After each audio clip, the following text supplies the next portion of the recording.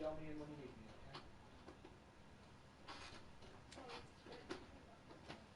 okay? It's okay. I hear ya. Right, where was I? Was that a yawn?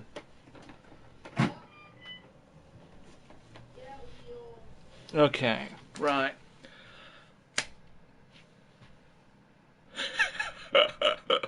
Yeah, that looks great. Right, I need to sort a couple more things, sorry.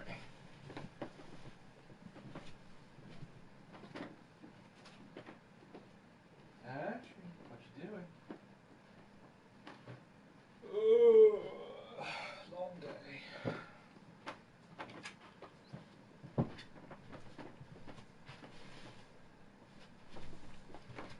Right. Let's try that again. Hello. Meow?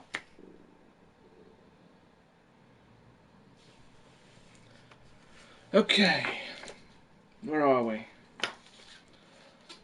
1, 2, 3. August, September, October, November? November. Not a good cover. Backwards? Why am I backwards? Was I backwards just now? I've only just had it going. Does that mean I've got that horrible tune going? No, it doesn't. But it does mean I've got to put it the right way around. Pardon me.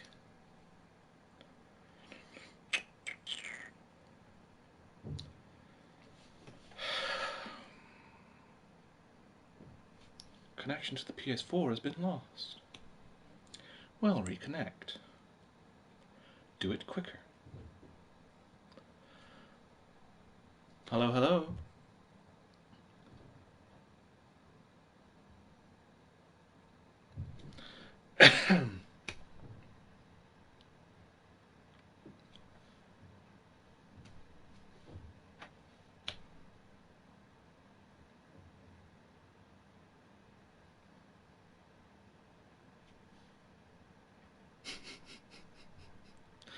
I'm sure this was making noises earlier when I pushed the buttons. Don't you like me anymore, Mr. Phone?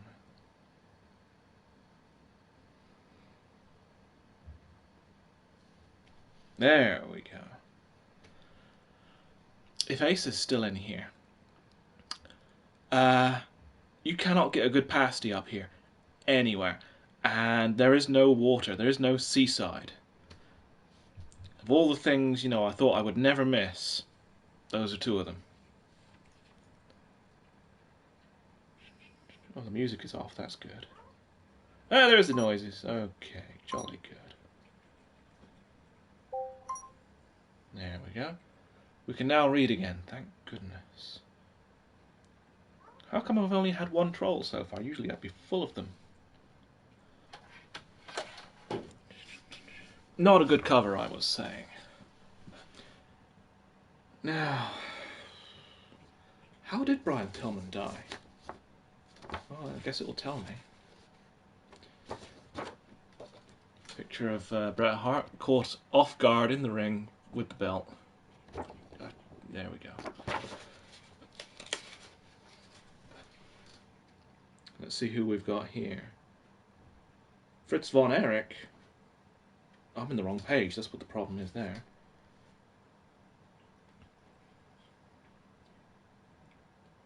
The program opened with a superb montage featuring many of the great names in WWF history, including Bruno Sammartino, Hulk Hogan, and Andre the Giant.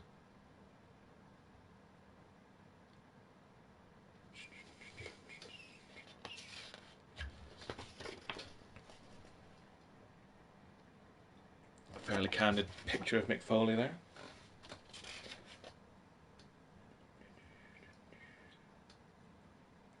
Mick Foley's old friend Cactus Jack defeated Hunter Hearst Helmsley in a Wild Falls Count Anywhere match.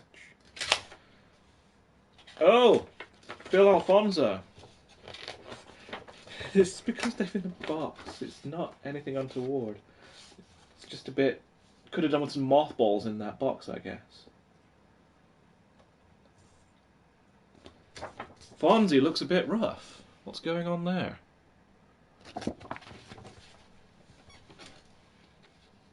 No pasties. No, no pasties. Can't get a good pasty in Nottingham. There were pasty shops a few years ago, but they're all gone now. So you have to end up getting one of these ginsters things in a packet, or these nasty wannabe pasty slice things from Greg's. They've got peas in.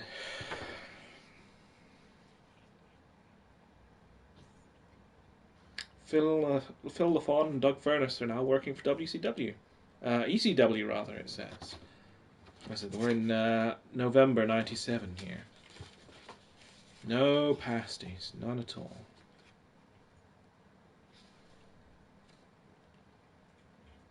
That's clearly from SummerSlam. There's a picture of Bret Hart with a figure 4 on Taker.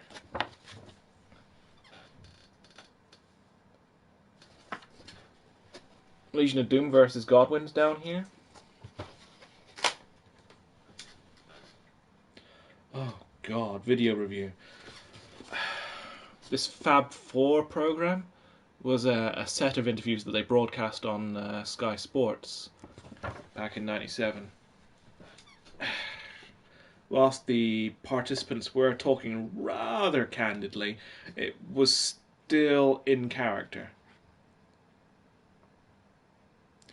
In a nutshell, as usual, an unusual WWF release which contains 4 remarkably candid sit-down interviews hosted by Jim Ross with The Undertaker, Shawn Michaels, Bret Hart and Davey Boy Smith. Highs, virtually all 202 minutes of this falls into this category. The Undertaker drops the deep menacing voice and sounds perfectly human as he talks at length about his origins in the WWF under the guidance of Brother Love. Bruce Pritchard. 6? Why did I not guess this many just now? Busman's Holiday. What's this all about then, I wonder? What do we got? We've got a house show list. That's what they're doing. They're catching house shows.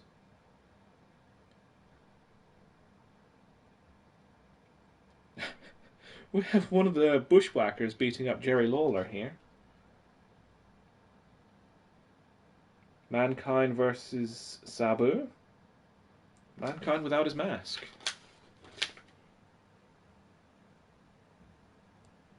Headhunters.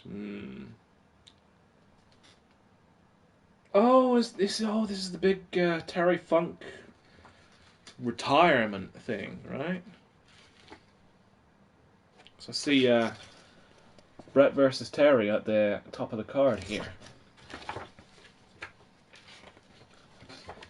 Do we want to see that? Giant spiders that will suck your brains out through your ears.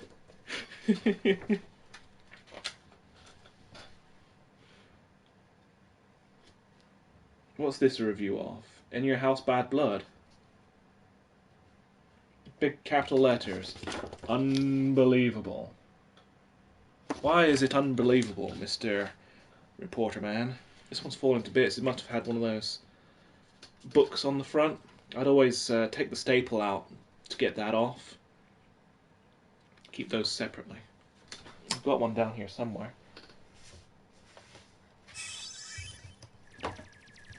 Credit. There's one. So they would come kind of on the front like this. I didn't like them being there, so I took them off. But it sometimes means that the paper gets knackered and the magazine starts falling to bits. In Your House Bad Blood, Sunday, October 5th. Rocky Maivia, Kama Mustafa, D'Lo Brown beat Legion of Doom 12 minutes 21 when Maivia pinned Hawk. Max Min... Oh God, the minis. Oh God. Midget wrestlers. Not my kind of holiday. I'll be right back.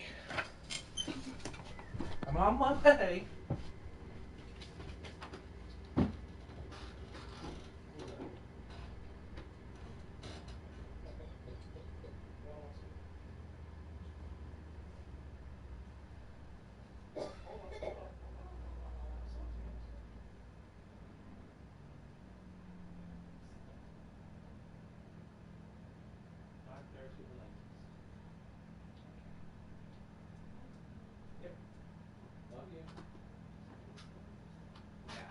keep it down. Tash? Okay, no, he's not coming in. Where was I? Not my kind of holiday? Yeah. You have more extravagant holidays than I do, though. I mean, biggest holiday I've been on is a trip to Centre Parks or Butlins, and you've been to, like, Canada. Anyway, unbelievable. What was the headline match at this one? Bret Hart and Davey Boy Smith downed Vader and the Patriot in 23:46 of a flag match when Hart pinned the Patriot. I remember the title, but I think the only memorable thing that would have happened at this pay-per-view would have been an appearance by Steve Austin, because he had his whole neck thing going on at this point. You dirty rat. Tash, how are you? Come to say hi. Do you want to read? You dirty rat. Yeah, do you like it? Yeah? Okay. What's going on? Okay. Go on then. If you insist. I'm just trying to read. Kurt Hennig wouldn't make his mind up. Then he did. Then he changed it again, much to the detriment of his teammates in the main event of Fall Brawl, September 14th in Winston-Salem, North Carolina. Oh, is he being heel or babyface? Sort of thing.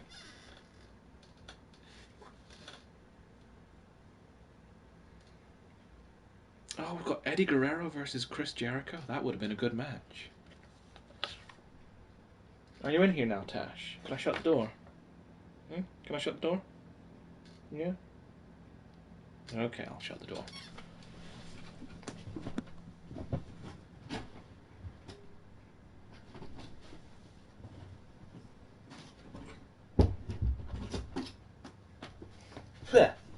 Is that one of your hairs, Tash? Yeah, good one. I just shut that door.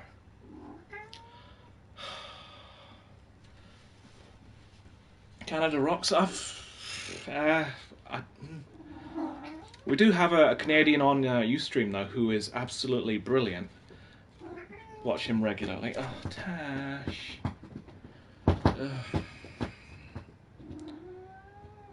You can go out, but you'll just be complaining to get back in.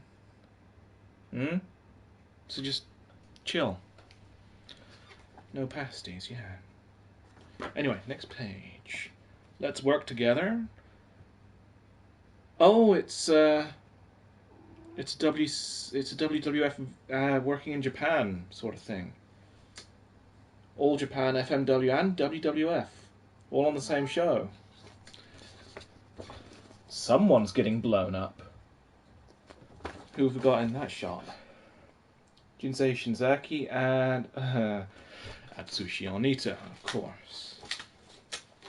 Brian Pillman, 62 to 97. Found dead in his motel room in Bloomington, apparently after a heart attack.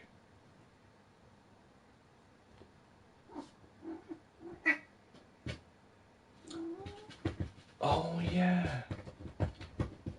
They reported it on the Bad Blood pay-per-view.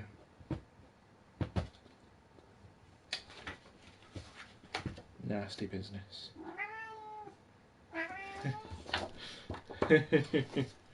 Brett versus Shawn, the rematch we thought we would never see.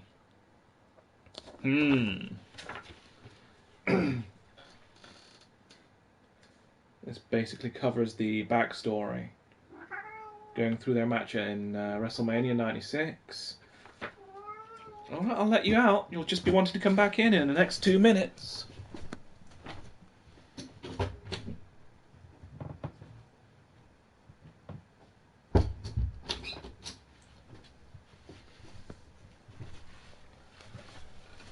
Anyway, how far does it go? November 9th will be a big night for Brett and Shawn Michaels, providing everything goes to plan.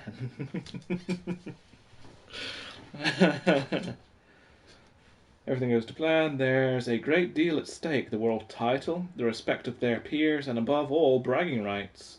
The right to...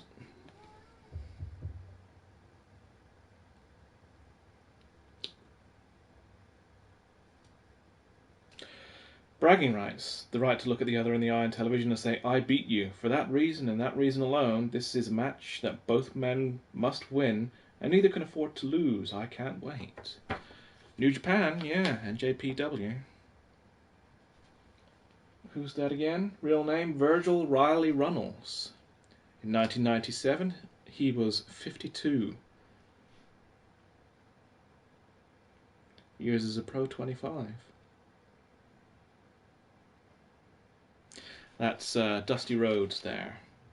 In the back seat, in the back cover, we have Bill Alfonso with Sabu, who is taped up as usual.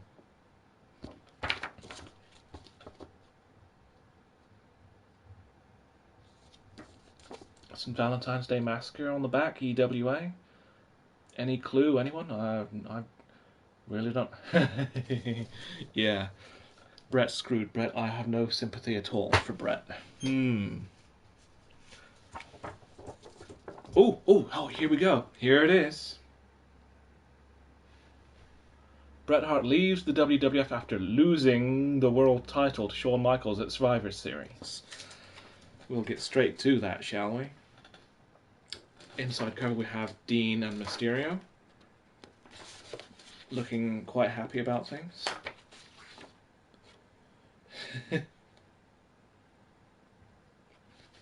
Big headline on the What's Going Down. Bret Hart is through with WWE and heading for World Championship Wrestling. So we'll skip the next couple of pages. We'll wonder why Hogan has a knife in his gorb. Sandman has a cane in Sabu's face, but that, of course, is perfectly normal.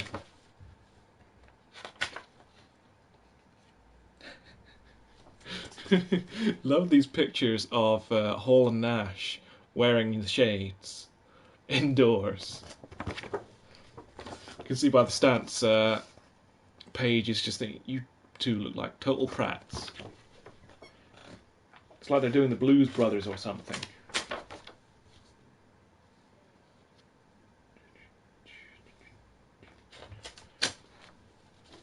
Conspiracy theory. By the time Bret Hart finally stepped into the ring to defend the world title against Shawn Michaels at the '97 Survivor Series, the Hitman's impending departure from WWF had become the talk of the industry. Still, as Rob Butcher reports, even those in the know had to be shocked by the blatantly shady conclusion to what turned out to be Bret Hart's final WWF outing. In theory, the 1997 Survivor Series Gang Rules on Sunday, November 9th from Montreal, Quebec, Canada, was a culminating point for what much of the World Wrestling Federation had been building to over the past 6 months. And in some cases, far beyond that. For 10 years, the Survivor Series had been about teams of 5, 10, and nowadays 4 colliding in elimination matches, in which the ultimate goal is survival. As you may have noticed, the entire WWF now revolves around rival factions, therefore it was the perfect event for some gang war settling scores. Meanwhile, for the first time since July's unforgettable Canadian Stampede, the WWF returned to the Hart Foundation's homeland for a pay-per-view broadcast, and not only presented the obligatory USA vs Canada Survival Showdown, but also the 2 biggest matches the company had to offer, featuring Bret and Owen Hart defending their cherished WWF gold against Canadian fans' least favourite American grapplers. Furthermore, following the months of hype and devastating debut at Bad Blood and the weekly destruction jobs on Raw is War, The Undertaker's brother Kane finally made his on-screen wrestling debut, opposite a none-too-shoddy adversary in Mankind, thus continuing the dramatic build-up to the inevitable clash between the 2 monstrous siblings. When did Goldberg give Bret the career-ending concussion? Was it Goldberg? It would have been December 2000, wouldn't it? It was definitely December. I think it was at the WCW pay-per-view. Let's see. Bret left WWF in '97. So it might have been '98. It might have been on the same card that Nash... It couldn't have been on the same card that Nash beat Goldberg. It must have been the year after.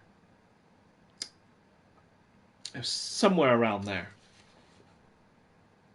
So yeah, I'd say it was either what was it called, Starcade '99 or Starcade 2000. Anyway, but the significance of that paled in comparison to the big one, Hart versus Michaels. The background was thoroughly documented within these pages in last month's issue, a year and a half in the making, to enormous egos, and an unparalleled backstage rivalry that all added up to the rematch we thought we'd never see. Still, Finn Martin detailed the dissection of the facts behind WWF's biggest bout of the year was thrown a swerve ball in the days leading up to the event when it became clear that Bret Hart had opted to excise the 1-year get-out clause in his 20-year contract. In layman's terms, the Hitman would be leaving WWF at the next convenient opportunity. Do you want to come back in now, Tash?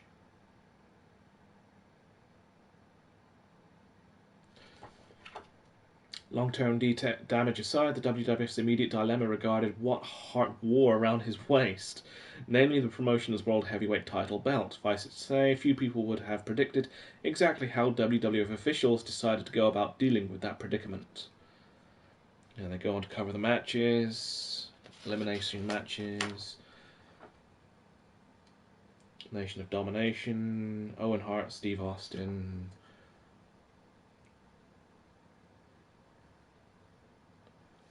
In a flashback to Shawn's chaotic confrontation with Undertaker at Ground Zero, a considerable slice of the action between Hart and Michaels took place before the match officially began. Yeah, there was a lot of outside the ring action. They cover exactly what happened in the match, all the play-by-play. Following the backbreaker, the Pink and Black Attack went to the rope, and as he came off, Heartbreak was able to pull the referee in between them to absorb the blow. With the official apparently out for the count, Shawn went to the eyes once more, then shockingly applied the sharpshooter. Seconds later, referee Earl Hebner, having staged his own remarkable comeback, was calling for the bell, and a new WWF champion had been crowned. End of story. No way, Jose. The main point of the conjecture would have to be that Bret Hart did not submit. Even Michaels himself could not conceal his anger at seemingly being used as a pawn in what we can only assume was an elaborate paranoia-fueled plot by Vince McMahon to relieve Bret Hart of the crown before he abandoned ship. And as road agents were busy whisking the new champion out of the arena, just moments before the show went off the air, Bret Hart took an on-screen parting shot at McMahon spitting in the former boss's face. Right up until the closing minutes then, 97 Survivor Series had been a far better show than anyone had the right to expect. Quality of the show, blah blah blah blah blah. If all's fair in love and war, but I doubt there will be any who would agree with those sentiments on this extraordinary occasion. Big middle shot of Vader? In autumn of 97, who wants a big middle page of the...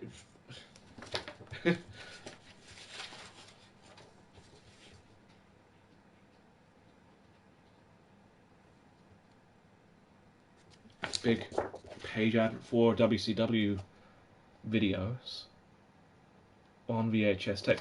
Earl. Where is Earl now? Chris Jericho on Guido, Kurt Hennig, Ric Flair, Hogan and Piper tangle on the cage? Really? What are Hogan and Piper doing in a cage at this point?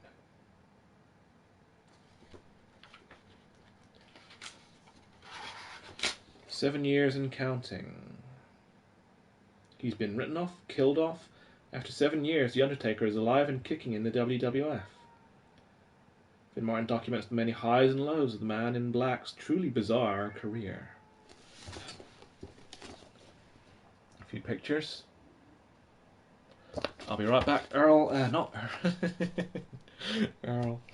Tash wants to come back in.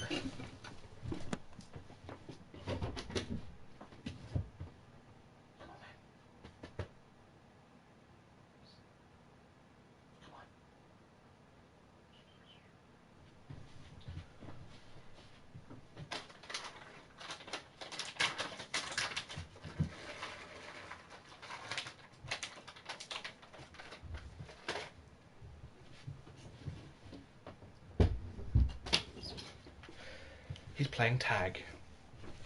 Vader with Jim Cornette. Yeah, Jim Cornette's always good for a bit of amusement. Had I finished with that one? What's on the back? Yeah, not much.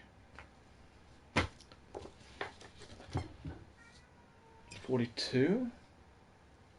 42.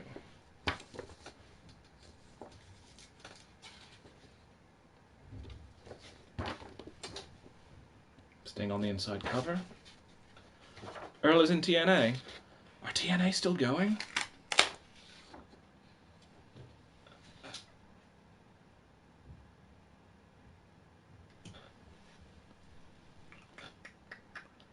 There's Bill Alfonso, Phil LaFon. Picture of all the various hearts. Sting versus Flair.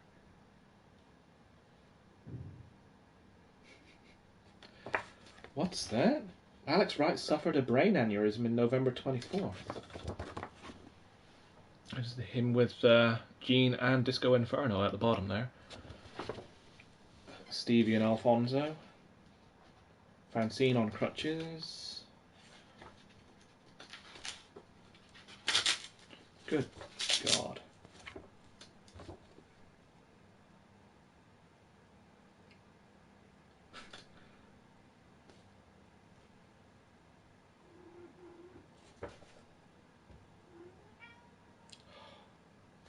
Just open the door for you, Tash.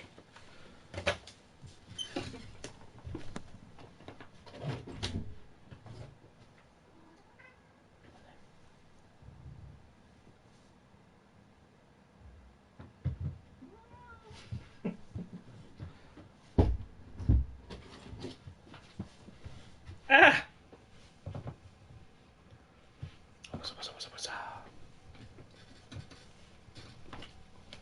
Like I said, Tash seems to want to play tag. Right, video review.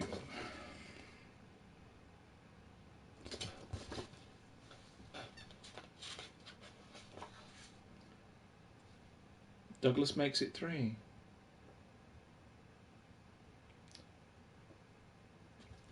Shane Douglas lifting another world title by the looks of it.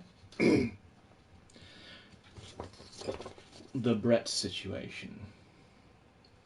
Tash, don't tell me you're going to want to go out again. The whole thing has been hijacked by a cat here.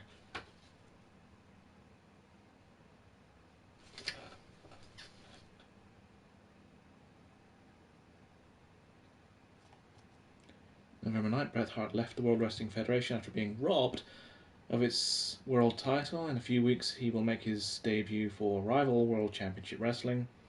Finn Martin explains what all this means to the superpowers of US wrestling and indeed the man himself. It was not a glorious time in WCW, was it?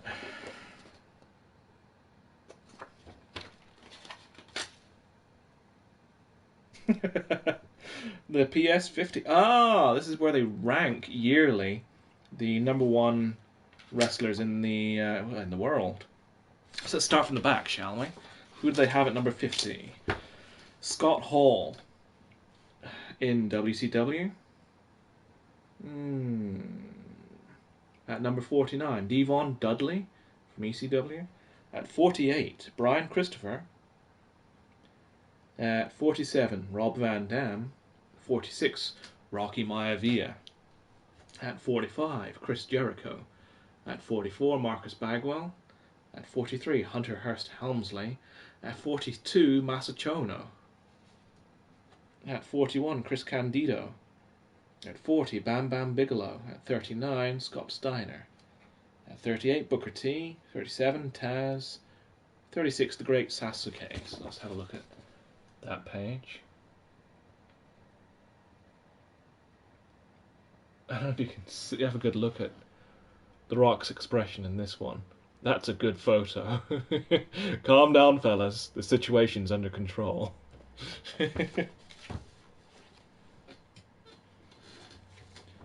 At 35, Keiji Muto. At 34, Taka Michinoku. 33. 6 at 32. 6 meaning X-Pac to everyone who watches the other side. 32. Jeff Jarrett. Why do they put 6 at 33? Fell to Eddie Guerrero in the ladder match, highlighted the disastrous sold-out pay-per-view, but bounced back the following month to relieve Dean Malenko of the Cruiserweight title. The Wolfpack entered sparkling performances at Slamboree and Fall Brawl, currently on the bench after undergoing neck surgery. Alright, 32, Jeff Jarrett. 31, Hiroshi Tenzan. 30, Shane Douglas. 29, Vader. 28, Kensuke Sasaki. 27, Jun Akiyama. 26, Owen Hart. 25, Kurt Hennig. See, this is one thing I don't understand. In this, they put Kurt Hennig as the 25th best wrestler in the world.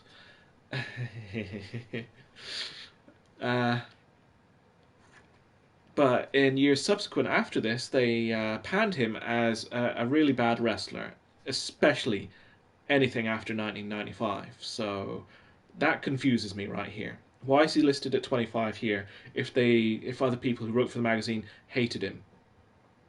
Anyway, 24, Davey Boy Smith. 23, Akira Tau.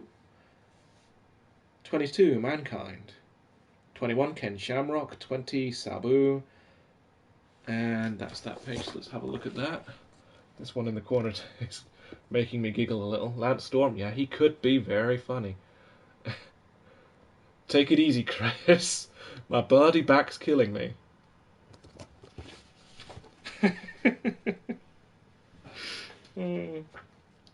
Okay, at 19, Koji Kanemoto.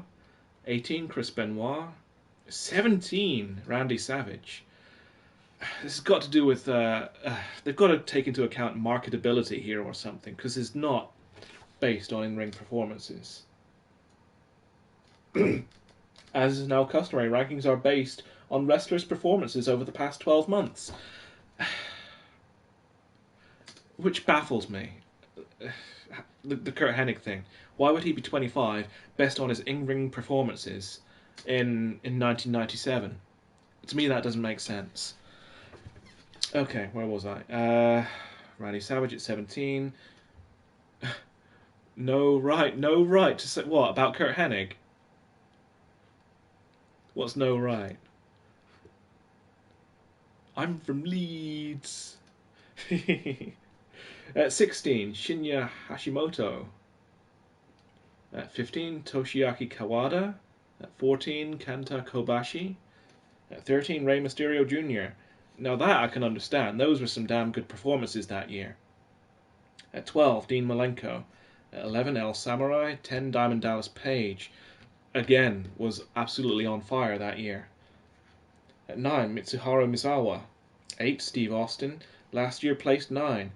Won the Royal Rumble and rustled up Match of the Year candidate with Bret Hart at WrestleMania. Linked arms with Shawn Michaels to capture the World Tag Team belts on May 26th. Then locked horns with Heartbreak Kid at King of the Ring. Was forced into the sidelines when he suffered a serious neck injury during his bout with Owen Hart at SummerSlam. Returned to action proper at Survivor Series, pinning Owen Hart to lift his second IC title, although his limitations were evident. Has been advised to retire on the grounds that one more blow to the neck could cause permanent paralysis. Hence his days of going all out may be over. At 7, Undertaker. 6, Ultimo Dragon. At 5, Eddie Guerrero. Eddie Guerrero was also absolutely on fire in 97. Really, really good stuff.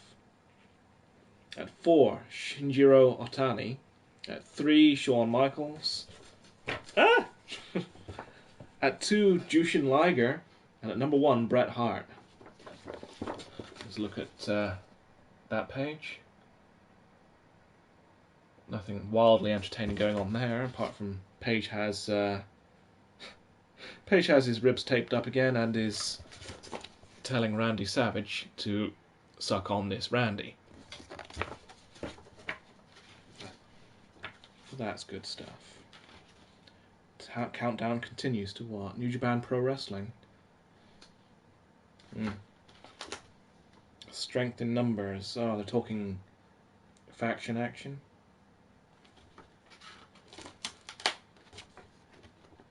Who's that again? Real name Roderick Toombs. Look at Rowdy Roddy Piper. It's just Job Squad. Job Squad. Oh yeah, ECW, right? Or did they come into WWF? What is Piper doing with his kilt here? Is he looking for something? Letters. A big full back page of Taka Michinoku, which...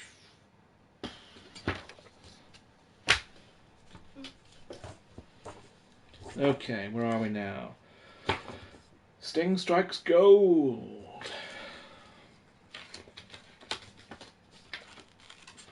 Oh god, wish me luck here. Yeah, could have definitely done with mothballs in the box this was in. February 98, although essentially they're speaking on the Starrcade results here. This is getting a bit funky. What's going down? There's a picture of Terry Funk and Mick Foley. Nice picture.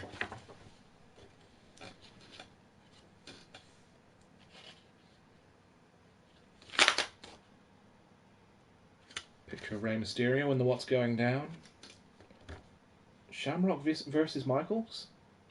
Oh, we're thoroughly into DX time by now, because there's a picture of Shawn with his DX tights.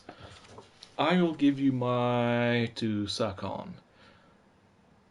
Are you going to FIFA? Are you going to like bob it yourself? Is that what you're saying? FMW head Atsushi Onita appears to have made a pact with Paul Heyman. Okay. Color commentary.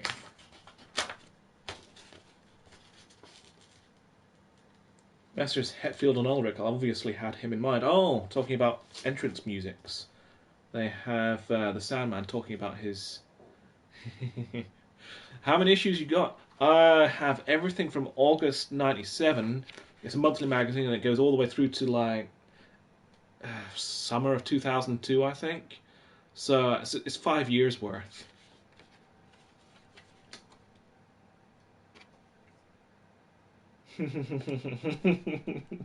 There's one of their comments on Brian Adams here, the wrestler Crush.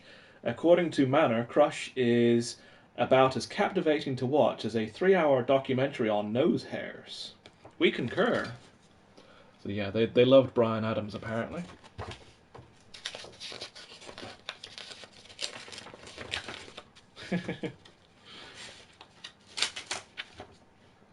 Power Slam Reader Awards 1997. Let's go through this from in reverse order, shall we? Oh well, it's only one page, right. Promotion of the Year, World Wrestling Federation. In first place at 59%. In second, World Championship Wrestling with 35%.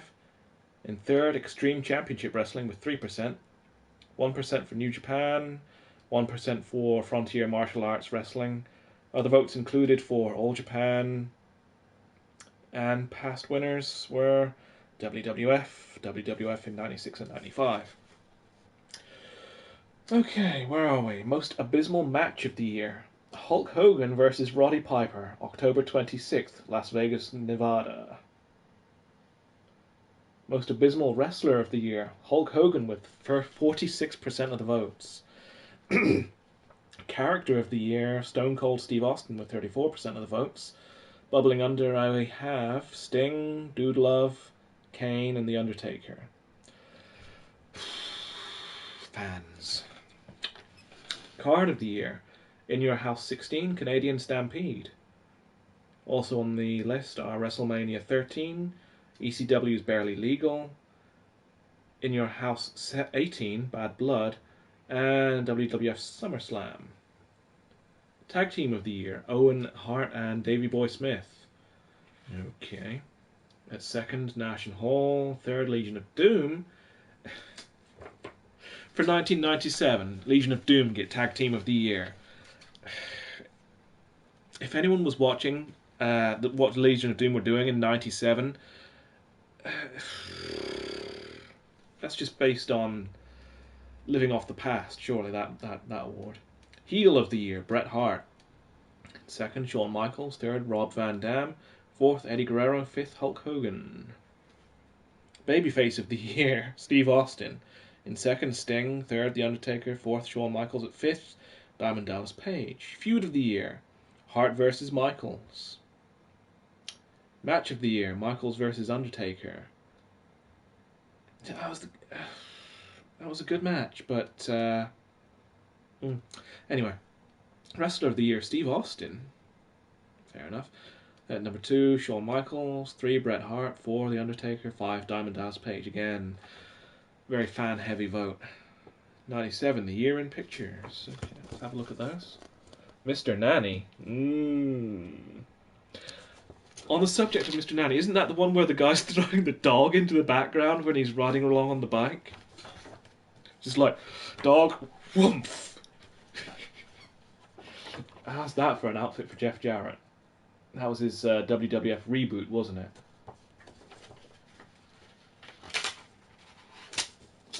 Sting Strikes Gold, that's a full coverage of Starrcade 97. Perry Saturn with a very strange haircut.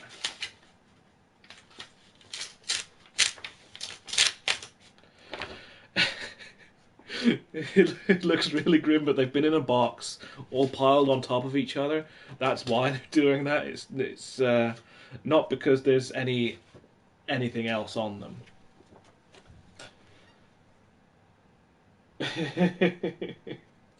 Some of their comments make me laugh. This one here for Sting, it says, can you read it? Now then, Sting, watch yourself. Lad, I don't want any cheating. Scott Levy, yeah! Nerdy Effect, who's a few comments up, has met Scott Levy. Says he was a nice guy. A feature on the Stock Mojo album that Dallas Page had a hand in helping videos for. Disqualification X. In Your House 19, Degeneration X from Springfield, Massachusetts. Who we got on the card? Chains versus... no, one of the Spanish guys. Puerto Rican? Spanish? Puerto Rican?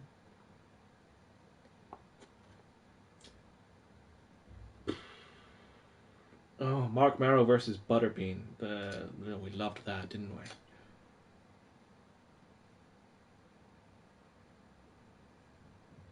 we? Animal nails Jesse James with a flying shoulder block. Yeah. Sergeant Slaughter manhandles Triple H. Jolly good.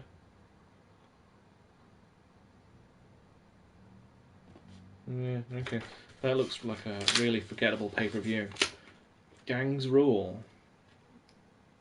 Oh look, there's a picture of Chris Candido down here. Look. Ooh, sticky yeah. There's nothing untoward going on, I swear. Although Francine is on these pages. Showing off them teeth.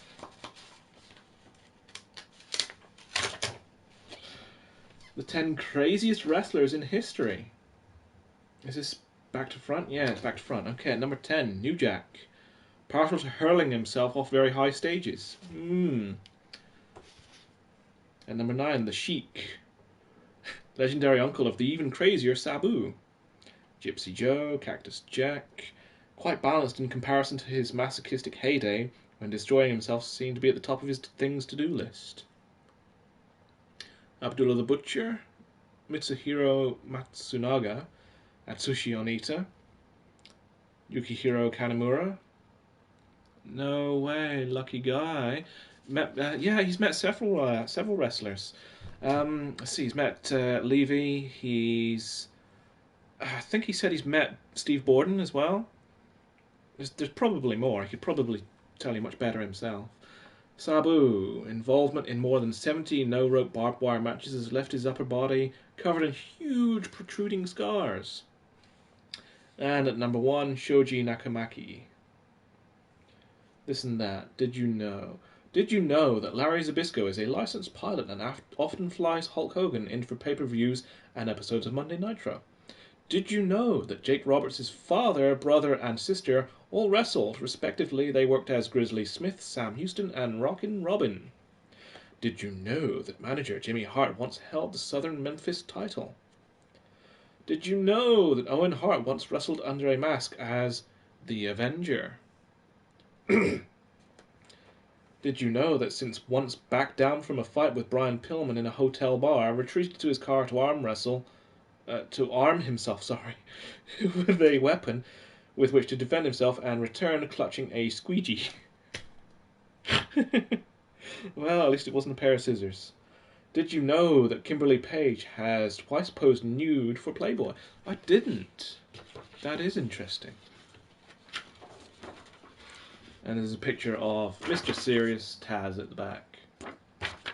An advert for WCW NWO World Tour on the back for the N64.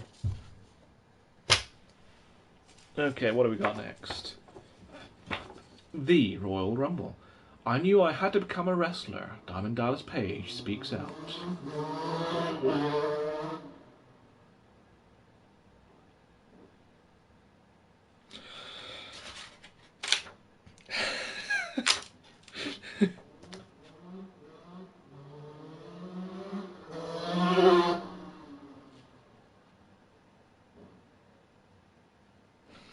Funny picture of Foley doing his Cactus Jack thing on the inside cover. Look at that grin. Hello, I'm happy to be going to...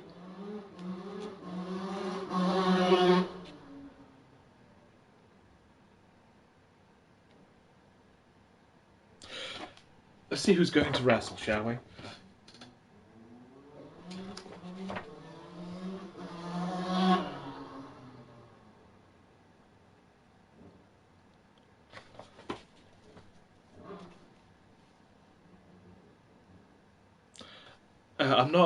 I'm not Michael Winslow. I'm not, doing that sound with my voice. Who said, will you stop? Will you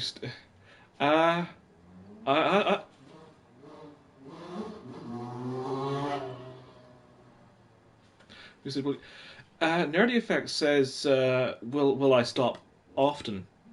So, did you mean him, or was it someone else? Will you stop? Oh! No, that was...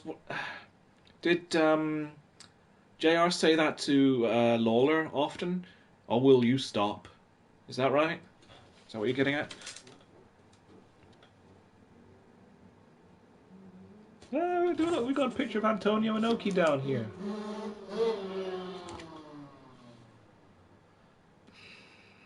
Gorilla Monsoon, yeah.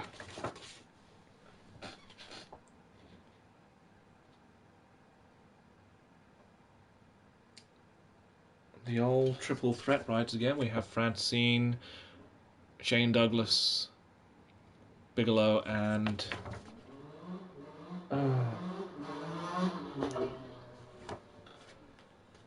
apparently, yeah, it's motocross outside. I've forgotten Mr. Body Donna's, other wrestling name. Where are we? Chris Candido. There we go.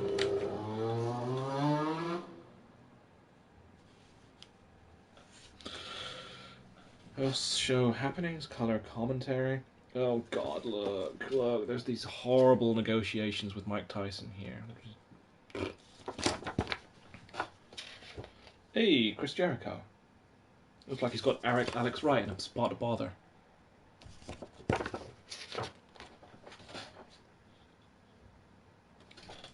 Video reviews of World War III, Slamboree, One Night Only. Oh no, Todd Gordon.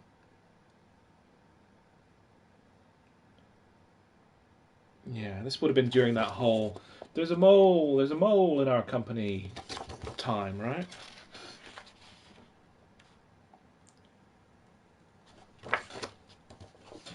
What's Gold Dustin looking like here?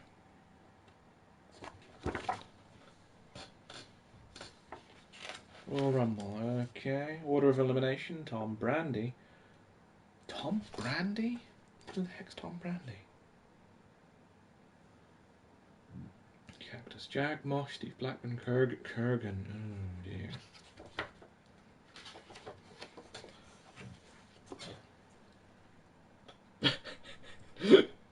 Steve Austin is not amused, obviously. House Party 98.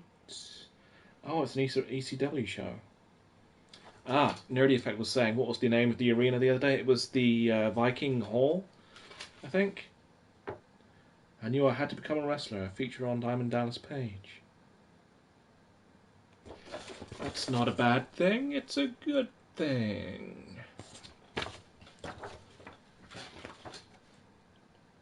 Shit, when you get to the top level, the angles and the rest of it, no one's holding anything back.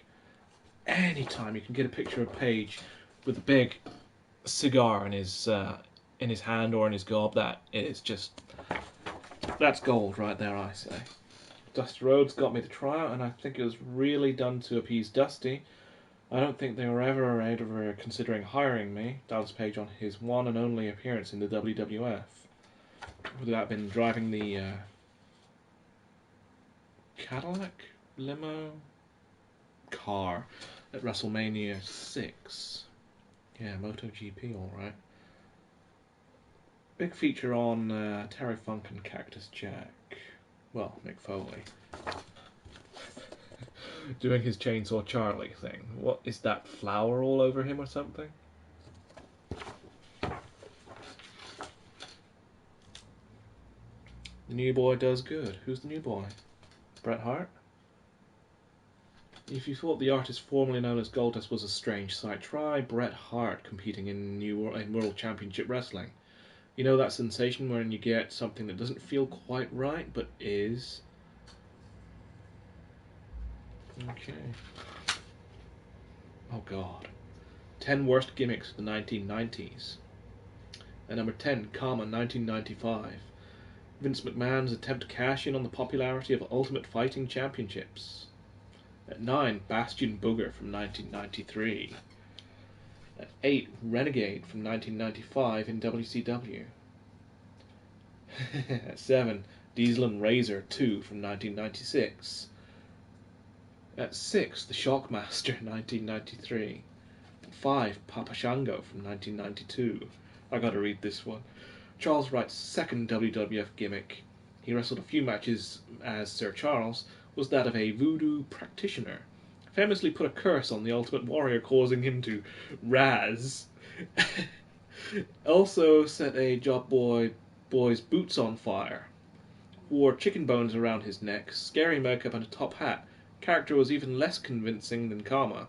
Bombed massively, despite an enormous push and the best efforts of the special effects squad. 4, Prince Karis, 1993. WWE is lame these days. I haven't watched it since 2002. I think I either stopped watching at the same time I stopped buying this magazine, or it was somewhere around the same time.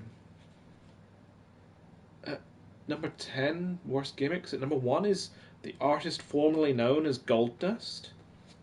The WWF has tried everything to make Dustin Runnels' Goldust a success.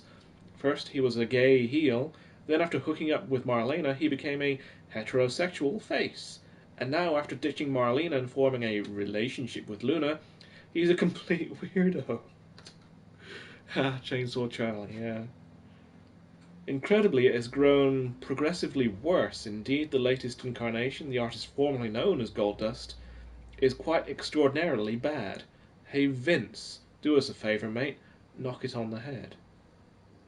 Did you know that Ole Anderson provided the voice for both the Black Scorpion and the Shockmaster?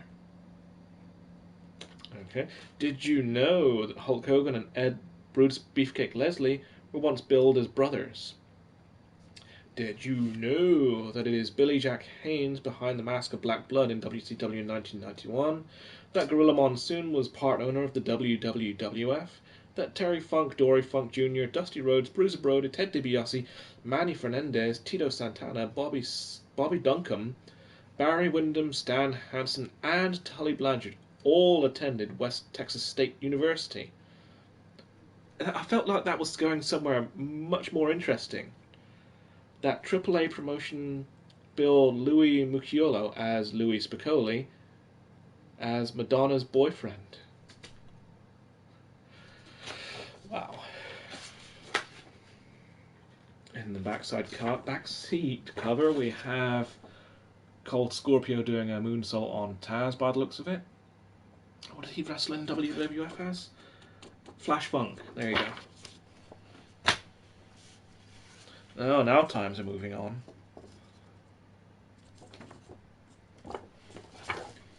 Where are we? April 98. Just inside we have Bad Gimmicks of 2016, Roman Reigns. I don't know who he is. I've not seen him wrestle at all. Let's see. We've got Jushin Thunder Liger with some sort of J-cup. Looks happy about it. In news we have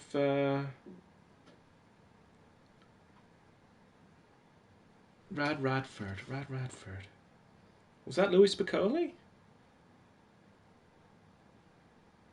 Yeah. Louis Spicolli grabs Beulah during his program with Tommy Dreamer. Is this when Spicolli died? Yeah. Louis Spicolli tribute page. Louis Spicolli was laid to rest on February 20th in San Pedro, California. Before more than 100 onlookers, his friends of many years, Sabu and Rob Van Dam, acted as pallbearers. Yeah.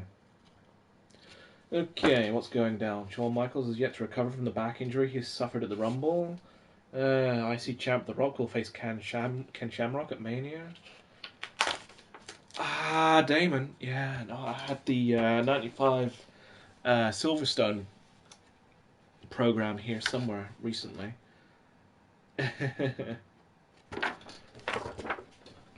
Squash match king Bill Goldberg continues to look awesome, it says.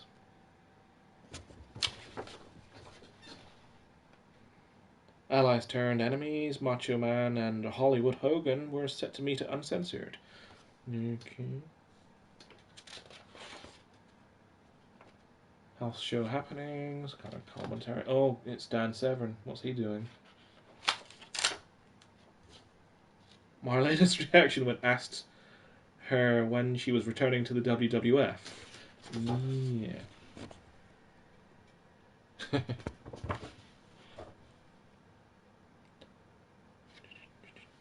What have we got here? Q&A. Man is Mad Music, picture of Sting. Living very dangerously. That's an ECW pay-per-view review by the looks of it.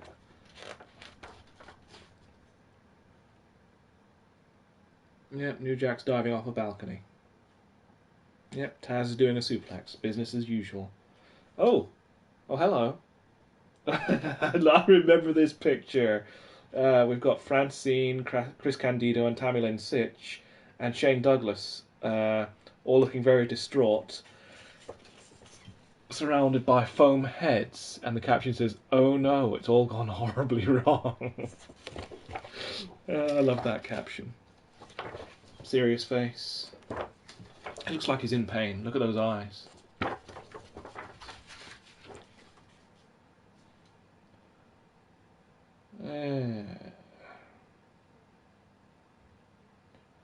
The Lone Star, or to be more specific, Texas's own Stone Cold Steve Austin, the only WWF main event superstar who made it to Houston on Sunday, February 15th, for Near House 20, No Way Out. Gilbert. I prefer not to try. I try not to remember that.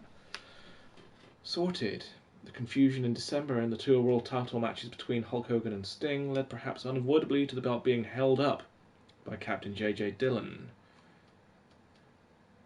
Yeah, see how many jumped ship with Bret Hart.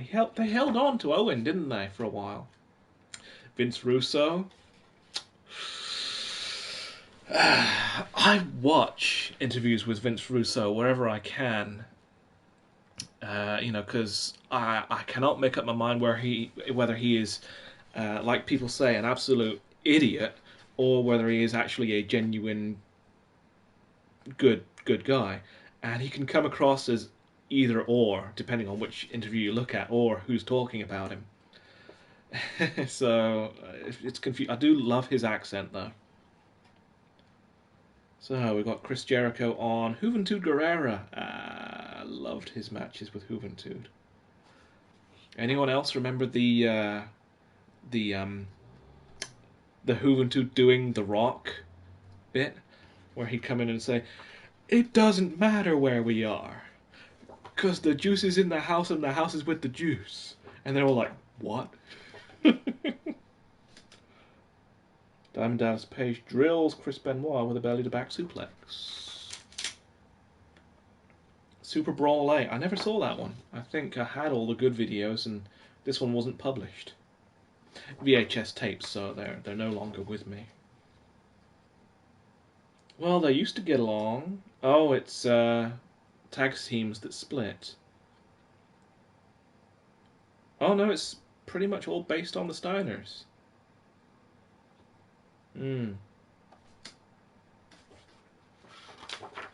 Mr. Saturday Night, yeah. We know who that's about. So I'll have a look at the pictures. I never saw any of these Dirt Bike Kid matches, so I don't know what that was all about. But there he is with Mikey Whipwreck. Did you know that Terry Funk first announced his retirement from pro wrestling in 1983? That Abdullah the Butcher was born in Canada? That before breaking into wrestling business, Kevin Nash worked as a bouncer? That Taz's personalised number plates bear the words "Tap Out"? So this is back in '97, so it's a bit out of date now, but still interesting. That Doc Hendricks is 10 years younger than Ric Flair. He was in Highlander. Check the beginning of Highlander, you see Doc Hendricks flying about in the ring. And of course,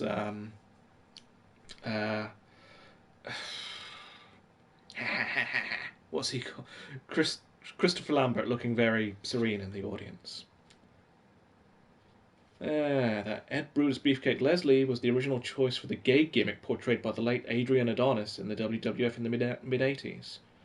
That in '95 Marcus Bagwell had calf implants, which later leaked and had to be removed.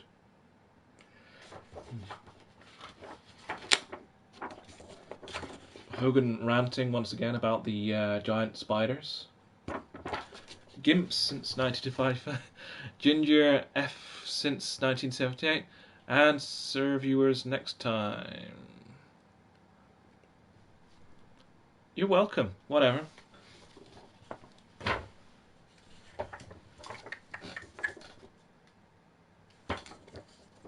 WrestleMania 316.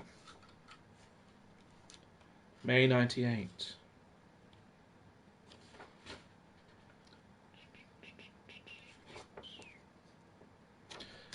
Inside we have Bret Hart doing his full Canadian I love hockey. Yo.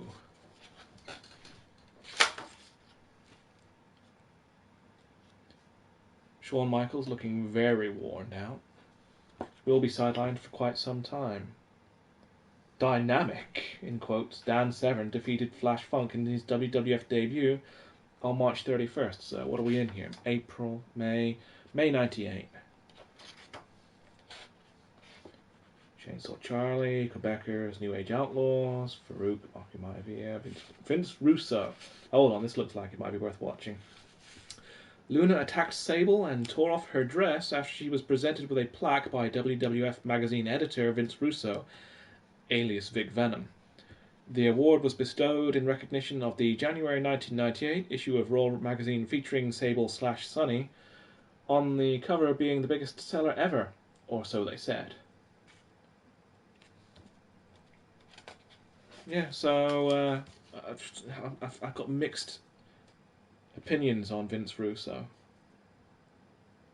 Jim Cornette, 123 Kid. The Clance is in the house. Hello, Clance. I need to keep track of the time. It's 9 o'clock, crikey. J-Dub, calf implants. Calf implants, apparently.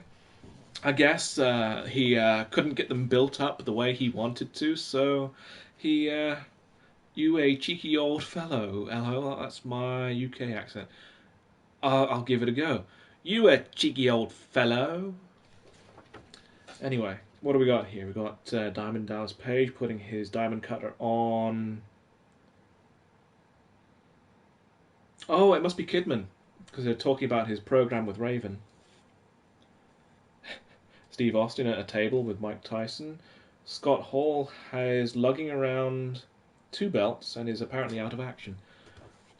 Old magazines, very old. These are from, I've got like August 97 through to about 2002. How's it going? Not too bad. I'm glad that my cat is now no longer clawing to get in and out of the door. Budka's trying to sleep. Lincoln, Chrysler, or Oldsmobile? Is that a choice that I have to make?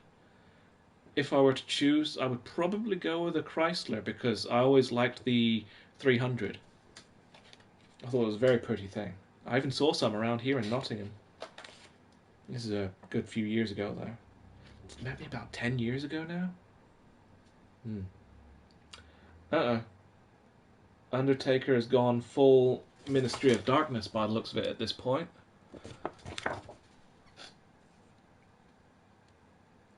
Dwayne Rocky Maivia Johnson is mixing it up with Ken Shamrock.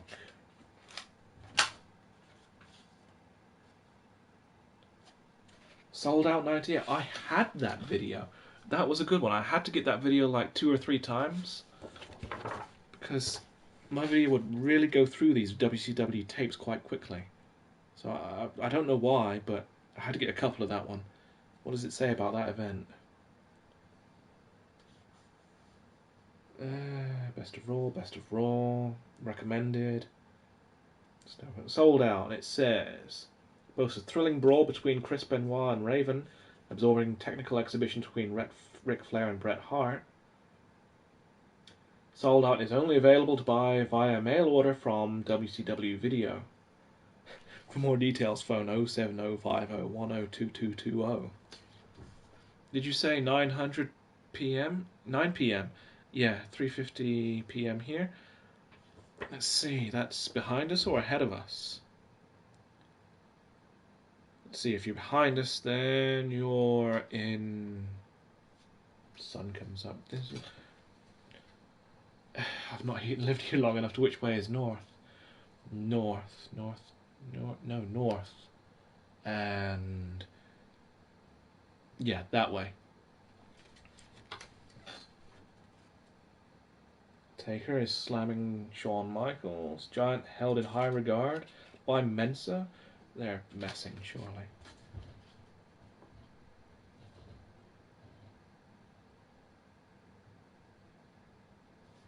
WrestleMania 316 says, I just took your belt.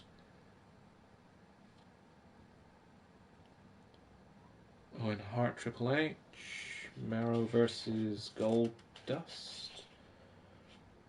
Sable versus Luna. Oh, that must have been a tag team thing. Terry Funk's on the card.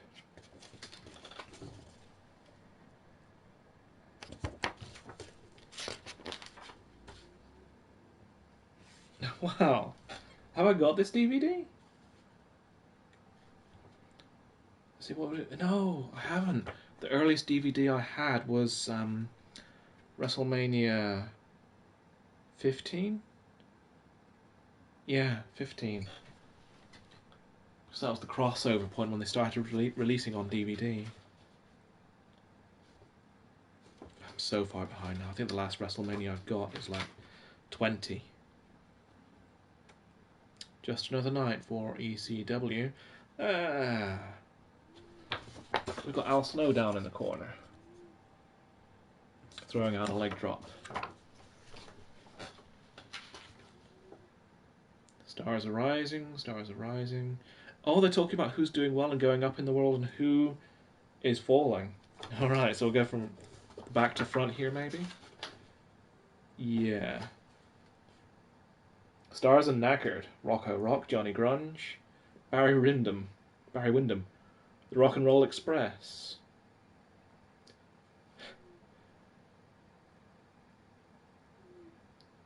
Ahmed Johnson has certainly fallen on hard times. Jacques Rougeau, Pierre Ouellet. Stars are falling. Marcus Bagwell, still lost in the shuffle. Jeff Jarrett in the poo. Aha, so that's 6 hours behind us. Ah, so that's either Eastern or Central. Davey Boy Smith competing in WCW or an imposter. So long as Sunny isn't required to say or do anything except stand there and look pretty, her stock shouldn't fall any further. If the rumours are accurate and Kurt Hennig is really earning in excess of $650,000 per year, Eric Bischoff must be kicking himself. Mr. Perfectly Tedious is no longer over or entertaining, and what's more, he's dragging others down with him. See, now in less than 6 months, he's gone from 25 on their list to that. So that's why it didn't make sense to me. Stars are rising. Oh, stars are resting. Diamond Dallas Page, Ken Shamrock. On the back burner for the moment, Bret Hart is recovering from a nagging wrist and knee injuries. His comeback in the closing moments of In Your House D-Generation X was compelling viewing. From all appearances, Owen Hart had lost it. The double cross had turned him into a raving lunatic, and no one knows Shawn Michaels in particular was safe. In typical WWF fashion, the gimmick was set to one side and with no real explanation. And now the Soul Survivor is back where he's always been, near the top of the card but nowhere near the main event. Chris Benoit wants to headline, but despite his extraordinary technical skills, he'll have to settle for what he's got. Eddie Guerrero, who harbours a similar desire, is another. Hawk and Animal are hanging in there, in spite of the fact that they have never looked worse. No change for NWO big boys Hulk Hogan, Kevin Nash, and Scott Hall. That said, if Hogan and Nash do feud, there should be something in it for Big Sexy the Giant Killer. I hated that full title. N64, Crock of Poop. Stars are rising. Bill Goldberg, top of the list. The 31-year-old rookie sensation continues to tear the house down with his explosive sub-2-minute squash matches. Can he keep that momentum going in long competitive bout? That remains to be seen, but for now his star's gleaming. The Rock, Chris Jericho, Al Snow, Jesse James, Billy Gunn. Really?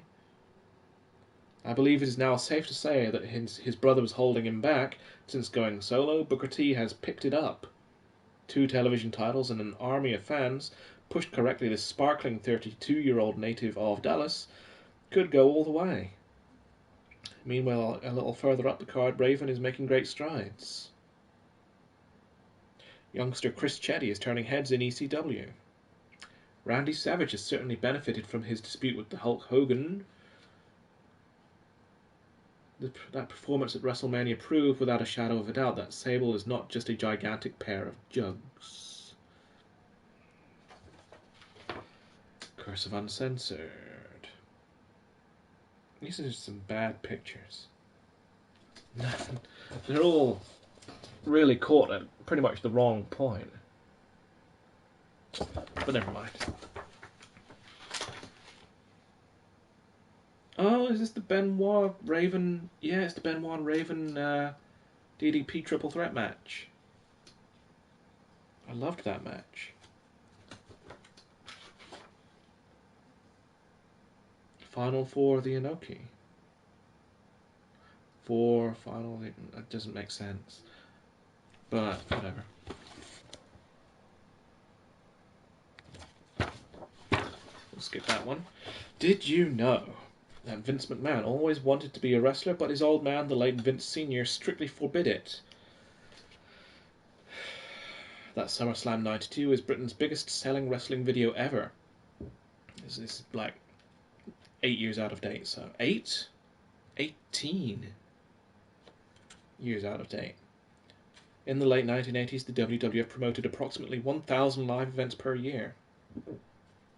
Excuse me. That Chris Benoit used to wrestle under a mask as the Pegasus Kid. Former WWF Tag Team Champion Professor Toru Tanaka once single-handedly foiled a skyjacking attempt. That Robert Sergeant Slaughter Remus was once billed as Bob Ramstead. Those weren't particularly interesting. Steiner's been dyeing his beard. And on the back we have Silver Vision adverts. Disco Inferno. Right, what have we got here? Spring Stampede. Chaos in Colorado. And oh, the Inferno match. I remember that you could hear the gas lighting up too much, in my opinion. You know, if it was supposed to be, you know, because Kane is affecting, or Undertaker, or the two of them are affecting the flames to go higher or something, they made the gas sound too audible, but maybe it was unavoidable. Look at that haircut. Hold on. Look at that double chin. I know I'm not one to talk, but really.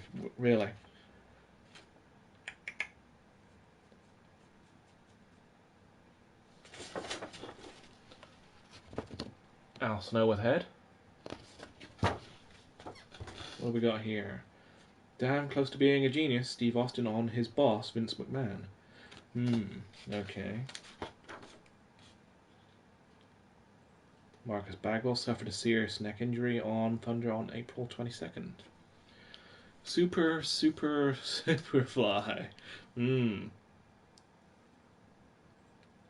Chris Benoit traded the television title with Booker T in late April and early May. Giant joined forces with Hollywood Hogan's gang on May 11th? June 98? Oh yeah, he would have done, wouldn't he? It was... Hey, Jon! Exactly. Yeah, what was I talking about? Giant joined forces with Hollywood Hogan's gang on May 11th. Yeah, it was in 99 that he debuted for WWF, wasn't it? What are the names we got? Chris Jericho defeated Juventud Guerrera in a short but thrilling encounter. La Parka dropped Ultimo Dragon. Bill Goldberg beat Scott Norton in a short, exciting match. Goldberg even managed to get Norton up for the jackhammer. Quite a feat. Sting, the Giant, and Lex Luger defeated Scott Steiner, Conan, and Brian Adams by countdown. Yeah, that would have been a good one. ECW, Blue Meanie, Supernova, Full-Blooded Italians.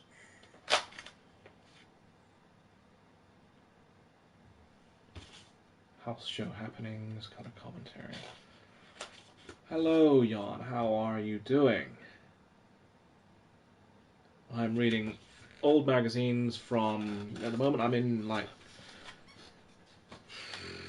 spring 98. Picture of New Jack. Austin and Tyson. Hogan ripping his shirt. Good Guys Finish Last. A feature on Chris Jericho. Fozzy. Oh, not just... Oh no, it's just a full 2 pages. When once a strong personality was superfluous to his needs, now he would be completely lost without it. For the first 16 months of his tenure with WCW, reaction to Chris Jericho was neither favourable nor hostile, just indifferent. The reason was obvious. He didn't have it. He was clean-cut, boring, old hat.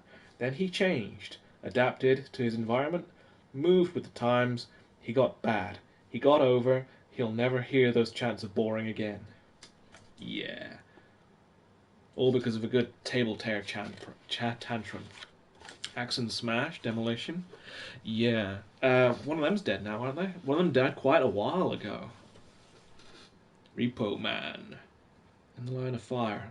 Noun. Combustion. Flame, burning, fuel, heat device with a flame or glow. We don't need an English lesson. Wrestling fans do not need an English lesson. What have we got? We've got Dude Love on the card with Steve Austin. Is that barbed wire?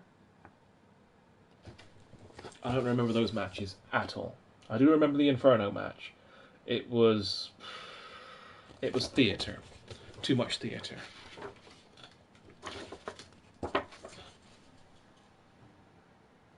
Chris Benoit had officially lost his tooth at this point. Is that Stevie Ray?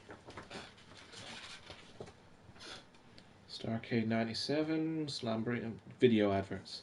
Chaos in Colorado. Is this a, yeah, it's a WCW event. Oh, he's dead, isn't he? This referee, I can't remember this referee's name right now, but he died, and he was well liked, wasn't he?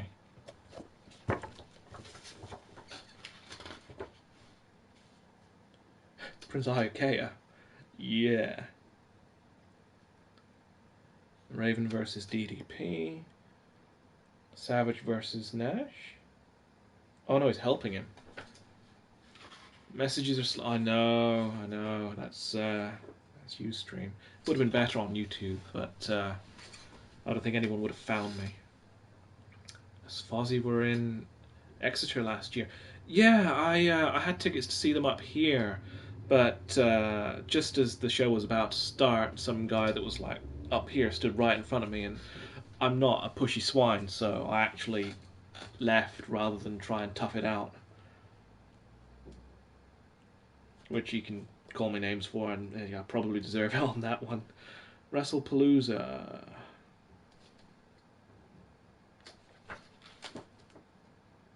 Because McMahon said so. Oh, there's faces being pulled here. They are both. Who's both alive? Axe and Smash? No, Axe died.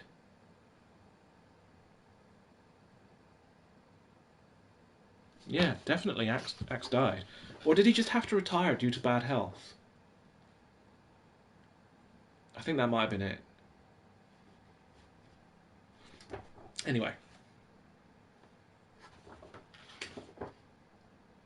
Booker T.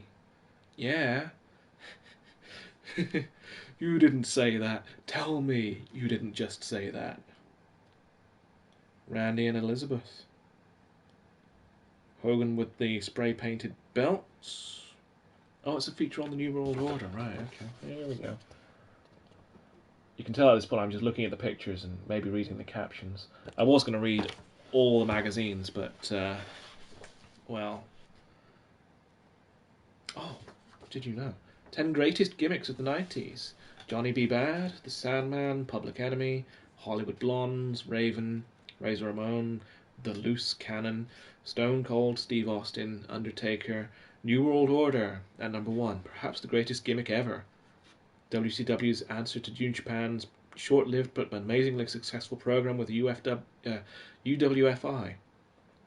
Dominated the promotion for nearly 2 years. Reviving careers and earning WCW millions in the process. Yellow money. How do set up channel room? I'm new. You need the app on a phone like this one. Yeah, you need one of these phones. Download the app from like Google Play Store, and you essentially set it up there. Once you have your camera, you plug it in and you have like a reversed picture and the tune playing all the time, and those annoying little robots. Yeah, get the app installed on your phone, hook the phone up to the PS4, and you're plain sailing from there. Simple. Bad health. There you go. You see, I knew he wasn't well even when they were still had the tag team championships, and I knew he was technically retired while still being ringside when Crush was coming in, so that's why I thought he was dead. Anyway, did you know that Tom Dynamite Kid Billington despises his cousin Davey Boy Smith with such a passion that he cannot bring himself to say his name? I wonder if that's still true. Davey's dead, but maybe he can say his name now. That Mike Duke Drosy was once billed as Rocco Gibraltar. I like Duke Drosy. I used to like that gimmick. I thought he was a fun guy. That Akira Maeda once knocked Keiji Muto unconscious in an unscheduled barroom brawl. That Ted Flyboy Rocco Rock Petty used to wrestle under the mask as the Cheetah Kid.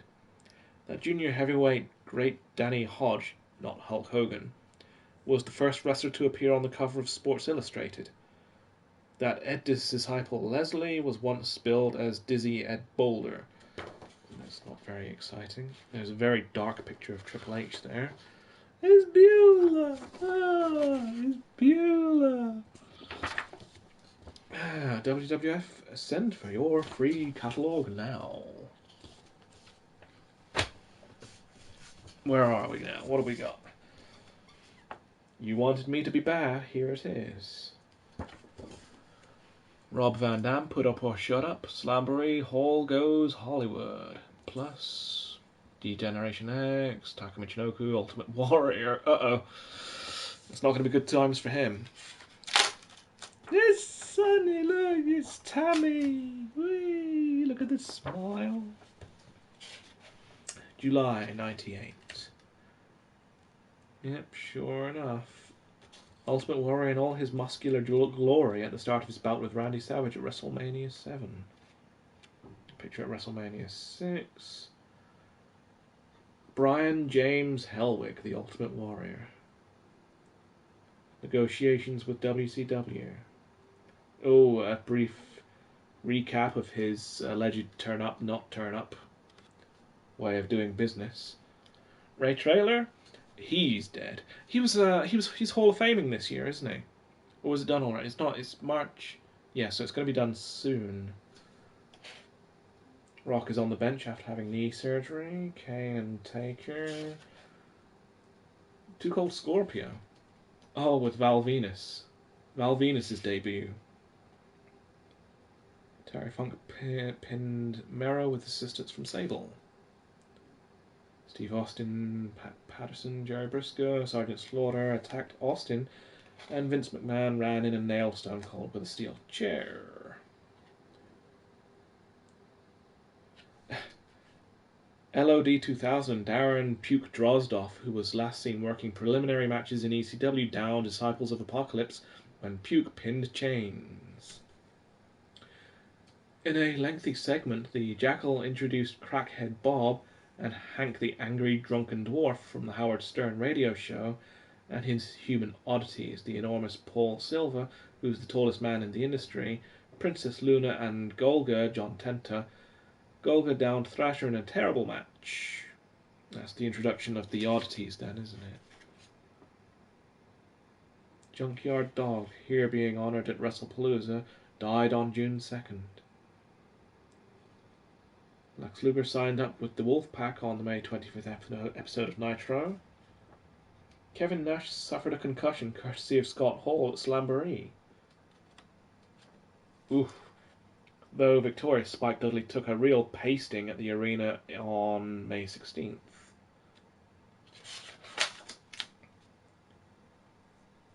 Just don't call him Justin, Bradshaw cigar salesman and driving instructor. Taka Michinoku, WrestleMania 14 on VHS. Ric Flair delivering a chop. Woo. Sabu is on a table. Bret Hart is bending Randy Savage. I don't know if it's a partnership that will last forever. Hart on his pact with Hulk Hogan. Oh, it's interviews? Oh, interesting. Do you believe that given the opportunity you could have excelled as a singles wrestler in the WWF of the late 1980s? I don't really know. I mean, I was technically sound wrestler, but at that point I wasn't very good salesman. I didn't really know how to talk, how to express myself. I wasn't very colourful. Perhaps I didn't have the confidence. Technically I was definitely good enough, but mentally and emotionally I think I was still a little naive. When did Vince wee himself?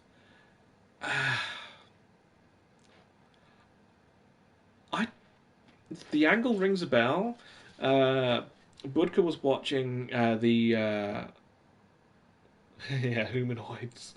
Yeah, Bobby Heenan. When did Vince wee himself? Budka was watching the bedpan incident with Steve Austin when he went to the hospital the other day. But weeing himself, it rings a bell, but I don't remember when it happened. I haven't seen it in here yet, but I'm not sure that I'd see it, you know, just flicking through like this. That's mostly just black background, isn't it? What? It's a strange one. Hall Goes Hollywood. Do I remember that?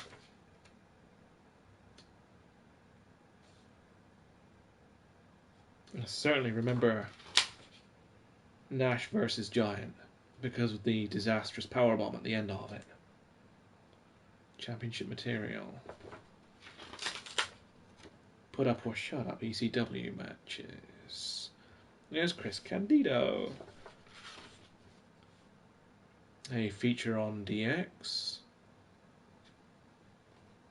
This is back when X-Pac had just joined them. 10 hottest feuds in wrestling history. Ric Flair v Dusty Rhodes. At 9, Sammartino versus Zbyszko. At 8, Ric Flair versus Terry Funk. 7, Freebirds versus Von Erichs. At 6, Hulk Hogan versus Randy Savage. 5, Hulk Hogan versus Roddy Piper. At 4, Shingun versus Sekigun. 3, NJPW versus UWFI. At 2, WCW versus NWO. At 1, Hogan versus Andre. Did you know that William Paul Bearer Moody was once billed as Dr. Rigor Mortis? That Andre the Giant once fell asleep during a match with Big John Studd during a match? Wow. That Al Snow and Glenn Unabomb Jacobs co-held the Smoky Mountain Wrestling Tag Team title. Pat Patterson's real name is Pierre Clermont. That during one drinking session, Andre the Giant reputedly downed 119 bottles of beer. That Barry Windham's father, Bob Blackjack Mulligan Windham, served time for counterfeiting. That in 1980, the Dynamite Kid held the Stampede International Tag Team title with a look at the Loch Ness Monster McMasters. Okay. And inside back we have a big picture of Kane. On the back we have an advert for this game, which was... it was crap.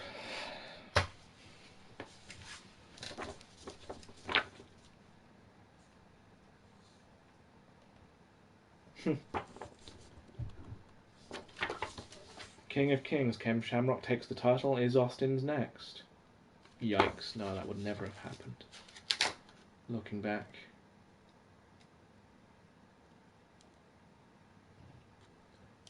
That looks like some good stuff.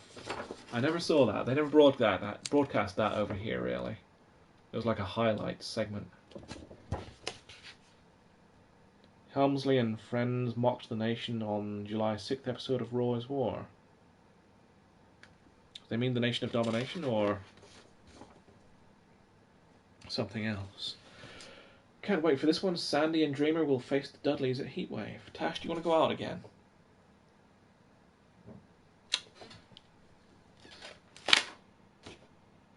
Chris Benoit made his intentions clear on June 15th installment of Monday Nitro.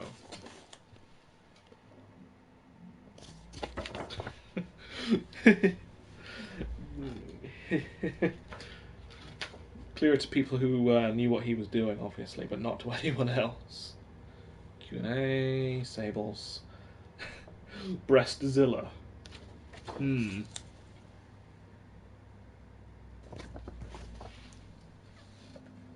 Roddy Piper, broken down, slow-witted bum? That can't... They're doing a... Ooh, that's a satire thing, surely.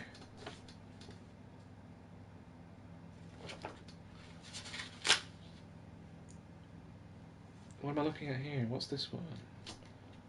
No Turning Back. Pittsburgh, Pennsylvania. King of the Ring. 98.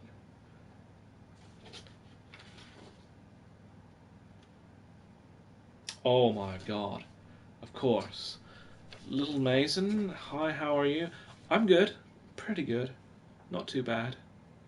Been a bit of a rough time this week, but I'm okay. How are you? Right, where's the... Ah, here it is. King of the Ring 98. Mick Foley must have a death wish, or at the very least, wheelchair aspirations. For a talented, articulate 34-year-old with a wife and 2 kids to support, these are not healthy preoccupations. During Foley's last 6 months as Cactus Jack in ECW, he gave the viewers the impression that he was genuinely sick and tired of putting his mangled frame through hell for the purpose of entertaining a handful of bloodthirsty hardcore thrill junkies. So when he joined WWF in 96 and became Mankind, many believed that in the new, less physically destructive environment, he would curtail his craziness and give his body the rest it required. It didn't happen, of course. Mankind and later Dude Love and... You're playing Tash. Cactus Jack continued to absorb heaps of punishment in efforts to get over and give the punches their money's worth. Still, neither Foley's reckless dedication to the business nor Mankind's promise of a big surprise could have prepared onlookers for his performance in Hell in a Cell, with his original nemesis, The Undertaker. Juicy? What's juicy? Are small ones more juicy? Are we talking about Satsumas?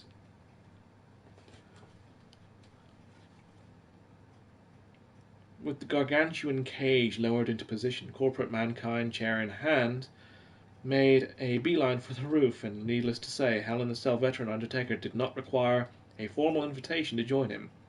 The two exchanged a flurry of punches, and Mankind fired off a couple of ruthless chair shots. A section of the cage almost gave way beneath them, in an ominous sign of things to come.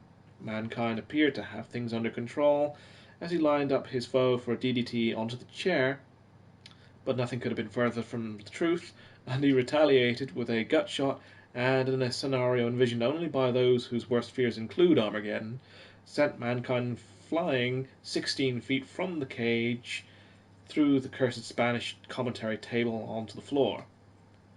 Terry Funk was the first on the scene, clearing the wreckage, covering his close friend, removing his leather mask, and screaming at officials to be particularly careful with his left arm. With the Undertaker still on the roof, the cage was raised to allow the team of paramedics to stretcher Mankind out to the nearest ambulance, and it appeared as if Taker had concocted a sickeningly effective route to victory in under 90 seconds. I'm a wrestling fan, favourite The Undertaker. Yes, what we're reading right now. Less than 90 seconds, arguably more unsettling than the umpteen slow-motion replays of Mankind's suicidal header, was the sight of wrestling's most famous toothless grin miraculously making its way back down the aisle for what would prove a further 10 minutes of torture. The apocalyptic conflict resumed where it left off on the cage roof, but not for long. Undy chokeslammed his foe onto the section of mesh, which collapsed, leaving nothing but 13 feet of thin air and a stray steel chair between Mankind and the hard, unforgiving canvas. After The Undertaker had dropped down into the ring and quite literally chokeslammed the funker out of his trainers, Mankind was somehow able to find his feet, although he was obviously struggling to keep them, and cut a short Undy's rope walk before knocking him onto the apron, onto the cage. On the floor, though, he failed miserably in his attempt to use the upper portion of the steps as a weapon, and instead found himself the receiving end of 3 battering ram-style shots to the shoulder. I keep thinking that my cat's making... Oh no, it's Tash. He's playing. He was just playing. Now he's eating. Get down and suck your gran... My gran's dead. Anyway. Where was I? Receiving end of 3 battering ram-style shots to the shoulder. Though in great pain, Mankind still had the presence of mind to dodge the Undertaker's tope, and after bruising the opponent's forehead open, busting rather, he finally had the opportunity to test out that old axiom, it's better to give than receive. Pile driver onto the chair, and a chair-assisted leg drop where the catalyst for only near falls of the bout. Following a double-arm DDT, however, Mankind decided to switch tact and disappeared under the ring, only to return with a bag containing thousands of drawing pins, which he spread across the canvas. Tense moments followed as men teetered on the brink of a human pincushion. Inevitably, though, the lunatic that brought the tacks into play was the one who left the arena with most puncture wounds. After scooting out of the tombstone attempt, Mankind locked a mandible claw, but the Undertaker powered up, piggyback dropped him into the pins, where Foley thrashed about in agony. Just to make the ring crew's clean-up job a little easier, the Taker choke-slammed Mankind into the tacks before mercifully finishing him off with a tombstone. Far from a classic in the orthodox sense of the word, but certainly an unforgettable foray into the outer limits of hardcore wrestling. Oh yes, and then the first blood match with Kane. What's up, Tash? If I let you out, you have to, like, have the door shut again behind you. Okay. Nearly.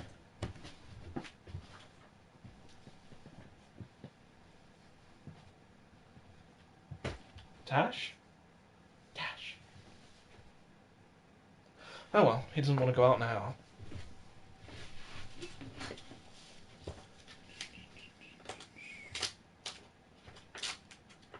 Where was I? Oh yeah, that's that match done.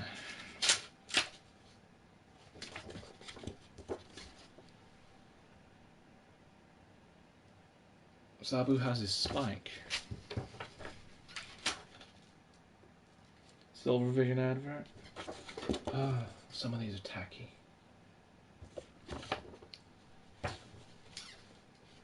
Down and out.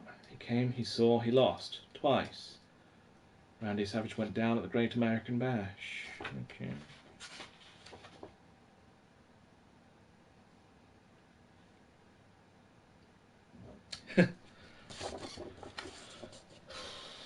Fit Finlay. Bill Goldberg versus Conan. Brett versus Macho. Who's that down there?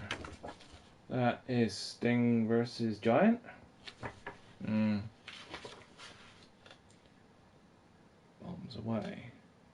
Atsushi Onita has been trying in vain to stage a bombs and barbed wire match in America on American soil for some time.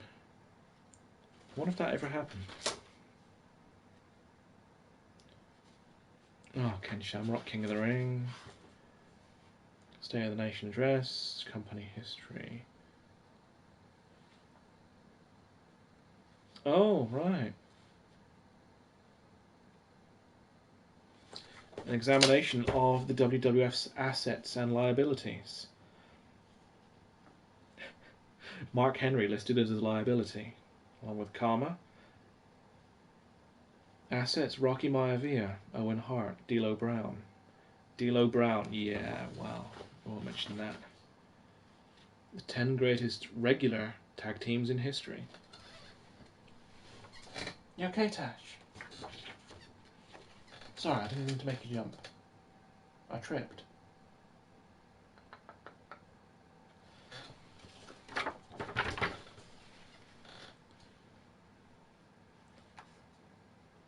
Hollywood Blondes, Fabulous Ones, Rockers, Blanchard and Anderson, British Bulldogs, Rock and Roll Express, Steiners, Road Warriors, Williams and Gordy, Stan Lane and Bobby Eaton.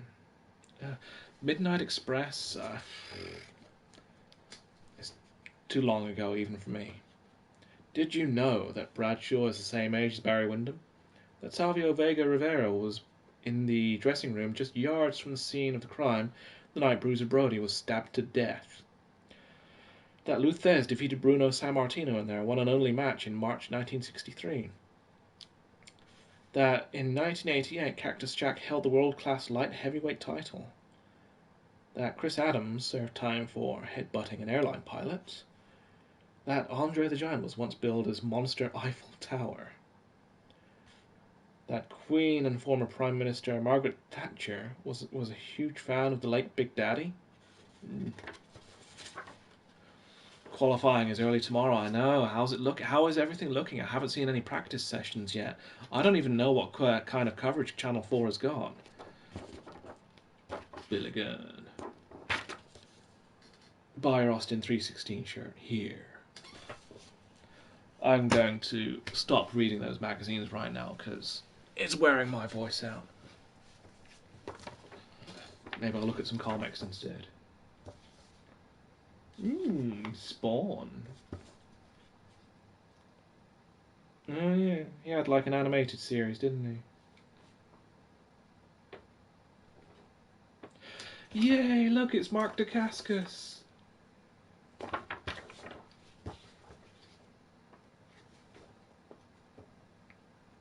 Yeah, I think I read a feature on some of the testing they'd done in Spain, saying that on average Lewis was a bit faster than everyone else. But it brought to mind, who's sandbagging it and who's just taking it easy and who's running a program and stuff like that. So it's the first race of the season. It's going to take a while before we see who's really up in front. In theory, after being on a bit of a high at the end of the year, Nico should be running quickly. But is he going to be back into the oh no, Lewis is going to beat me mindset? And how fast is the Ferrari going to be, What series is this? It just says The Crow. The Lion Between the Devil's Teeth? Book 4.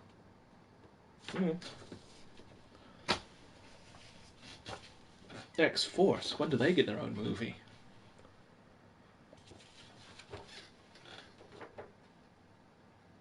Who have we got? Siren, Sunspot, Meltdown, Danny Moonstar, Warpath, Domino! Oh, Domino! Cannonball. Griffin. Where's Domino? Find Domino. Domino. There's a group shot here at the beginning. Oh, that's a bit clumsy. Group shot. Domino must be the dark-haired lass on the left. Spawn remake. Yeah, no, is it happening? I'd pay to see that. Oh my god. I have to include this. Look. Right there. Final Fantasy reference. This guy has a Catsith doll on his telly. And the telly is going dope, so I'm guessing he's watching The Simpsons. Yeah.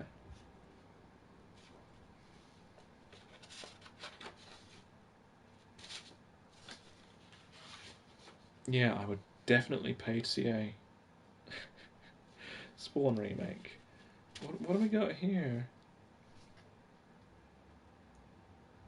What year is this? A SummerSlam advert? Taker versus Austin? I have no idea. What are we on, like 2000 here maybe?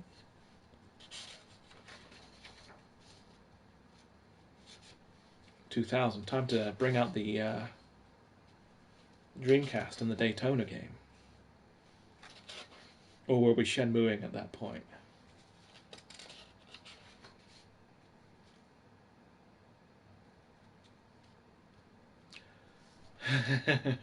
Batman on Batman. Yeah, no, I haven't seen any of their more recent ones. I don't know what they've been looking at. What am I looking forward to at the cinema? See, X-Men Apocalypse is up first, maybe? That and Captain America Civil War. There's a Blade advert here.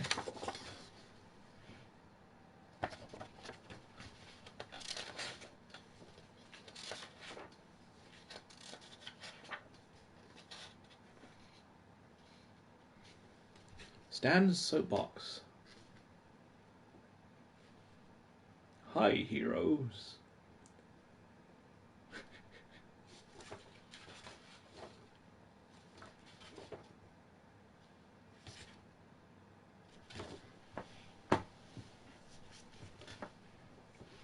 Another little booklet on women in wrestling.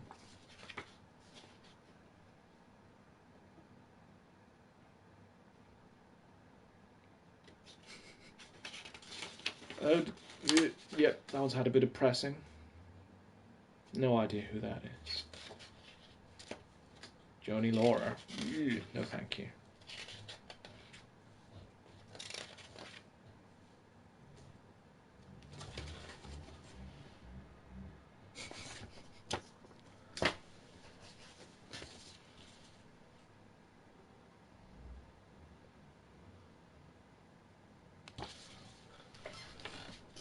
Look at the size of the print on this.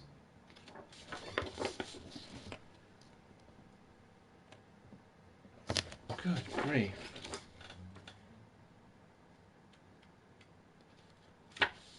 Michael Keaton for Batman.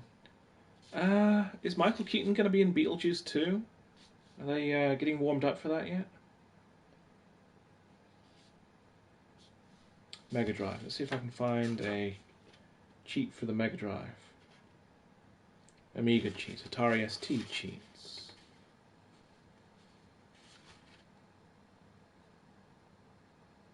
Atari ST, Atari ST, CD32, Game Boy cheats.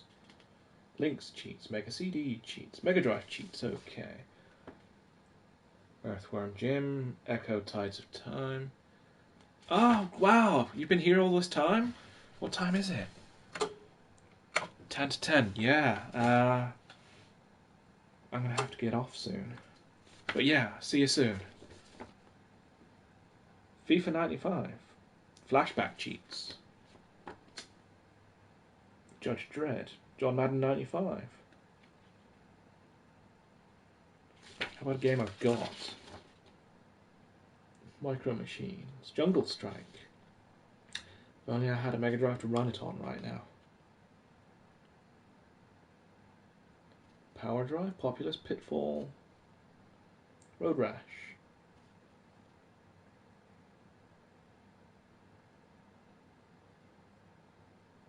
Where's Toe Jam and Earl? They don't have any for Toe Jam and Earl? Butter. Hey Ron. No Clara for life. She's going to be indecisive about leaving and then be gone from our lives. I might leave, I might go. I think I've had enough of this Doctor Who lark. No, alright, I'll stop, I'll stay. You don't have to kill me off in the script now. I'll stop and stay. Oh, but no, now I've got a movie to go and be in, so I'll go and do that instead. Doom, Duke Nukem. What am I looking at? PC. Oh, right. No wonder I don't know these games. Wrestle War. That's down here, I think.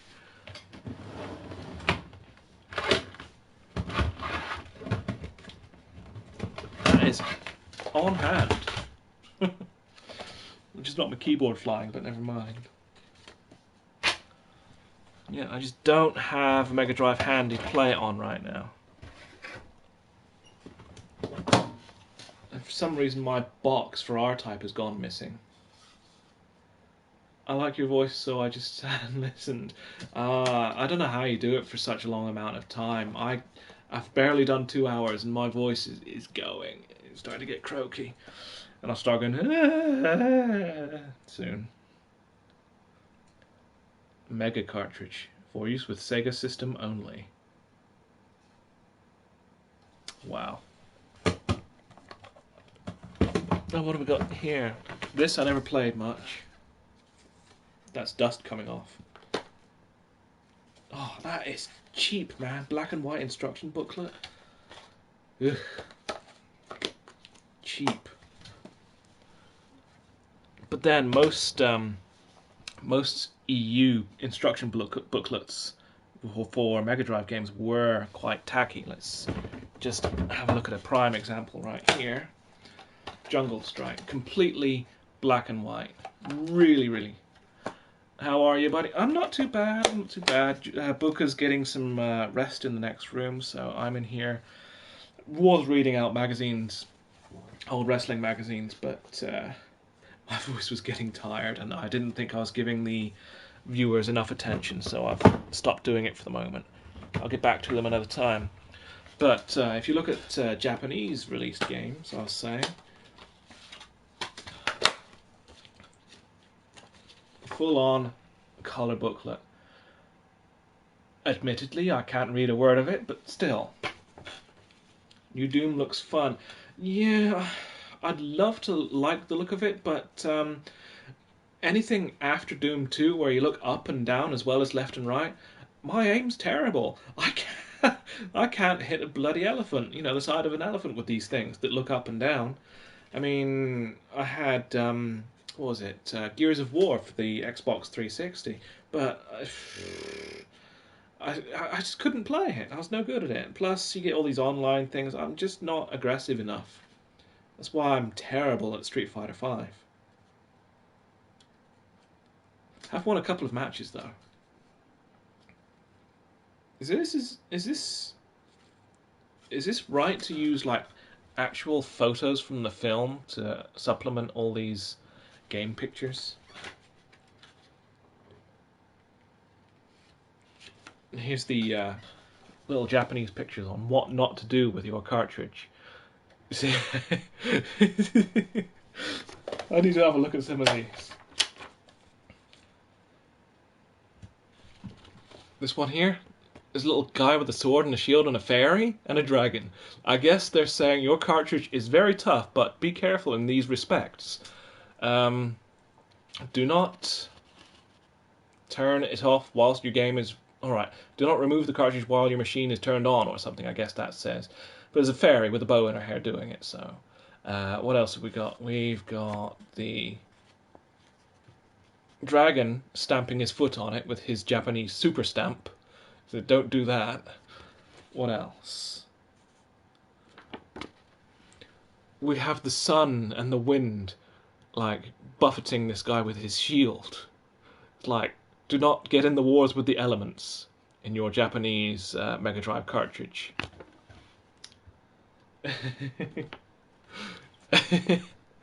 This dragon looks like he's been, like, caught doing something he shouldn't have, so the fairy is going to abuse him with this bottle of lotion or something.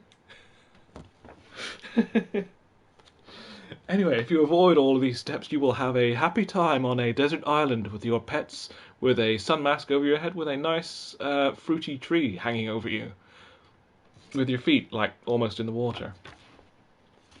Is there more? Nah. There's an advert for Super Monaco GP in there, though. Let's see if I can find another one, because those were funny. Do not light on fire. No, do not light your game cartridge on fire.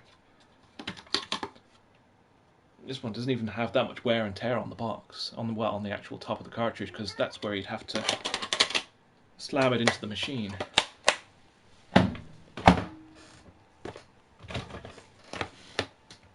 New Zealand story. That's one I kept, so let's have a look at the instruction booklet for this one. Lego Force Awakens, oh yeah. You betcha. This was my very first Mega Drive game, so let's have a look at the do's and don'ts with this. No, it's mostly cutesy pictures of the enemies and stuff.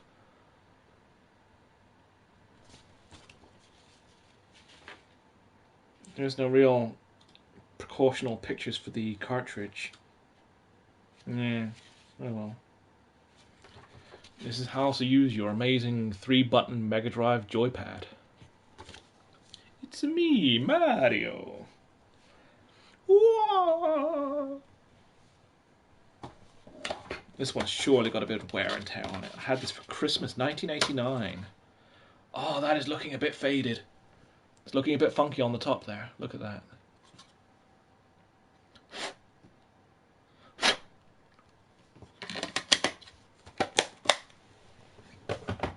Oh wow, look! Stimpy's invention. This one's from the UK. Now the booklet's outside is in colour, but the inside, yeah. All black and white. Boring. Let's read the bump. I think I'm being yelled.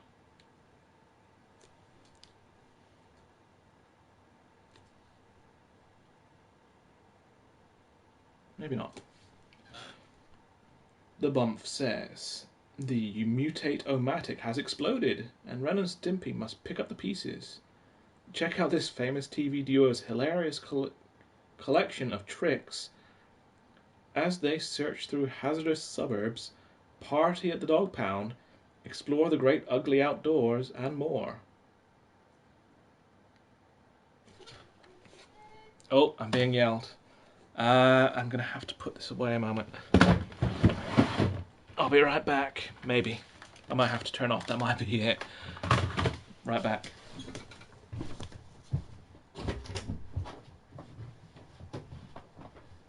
Hello? Yeah. Sorry.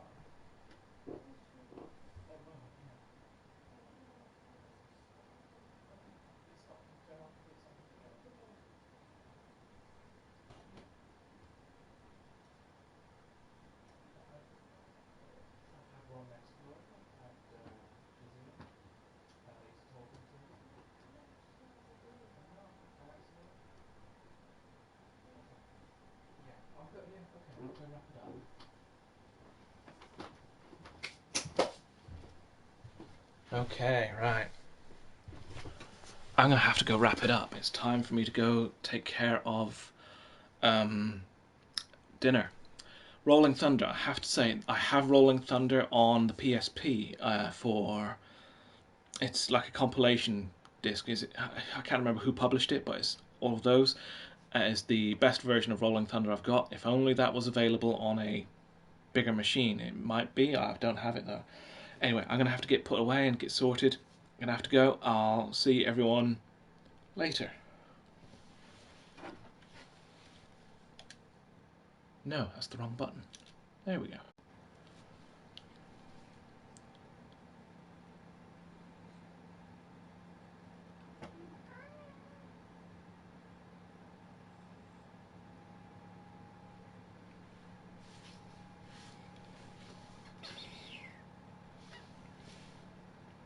Oh crud, where am I going to put that?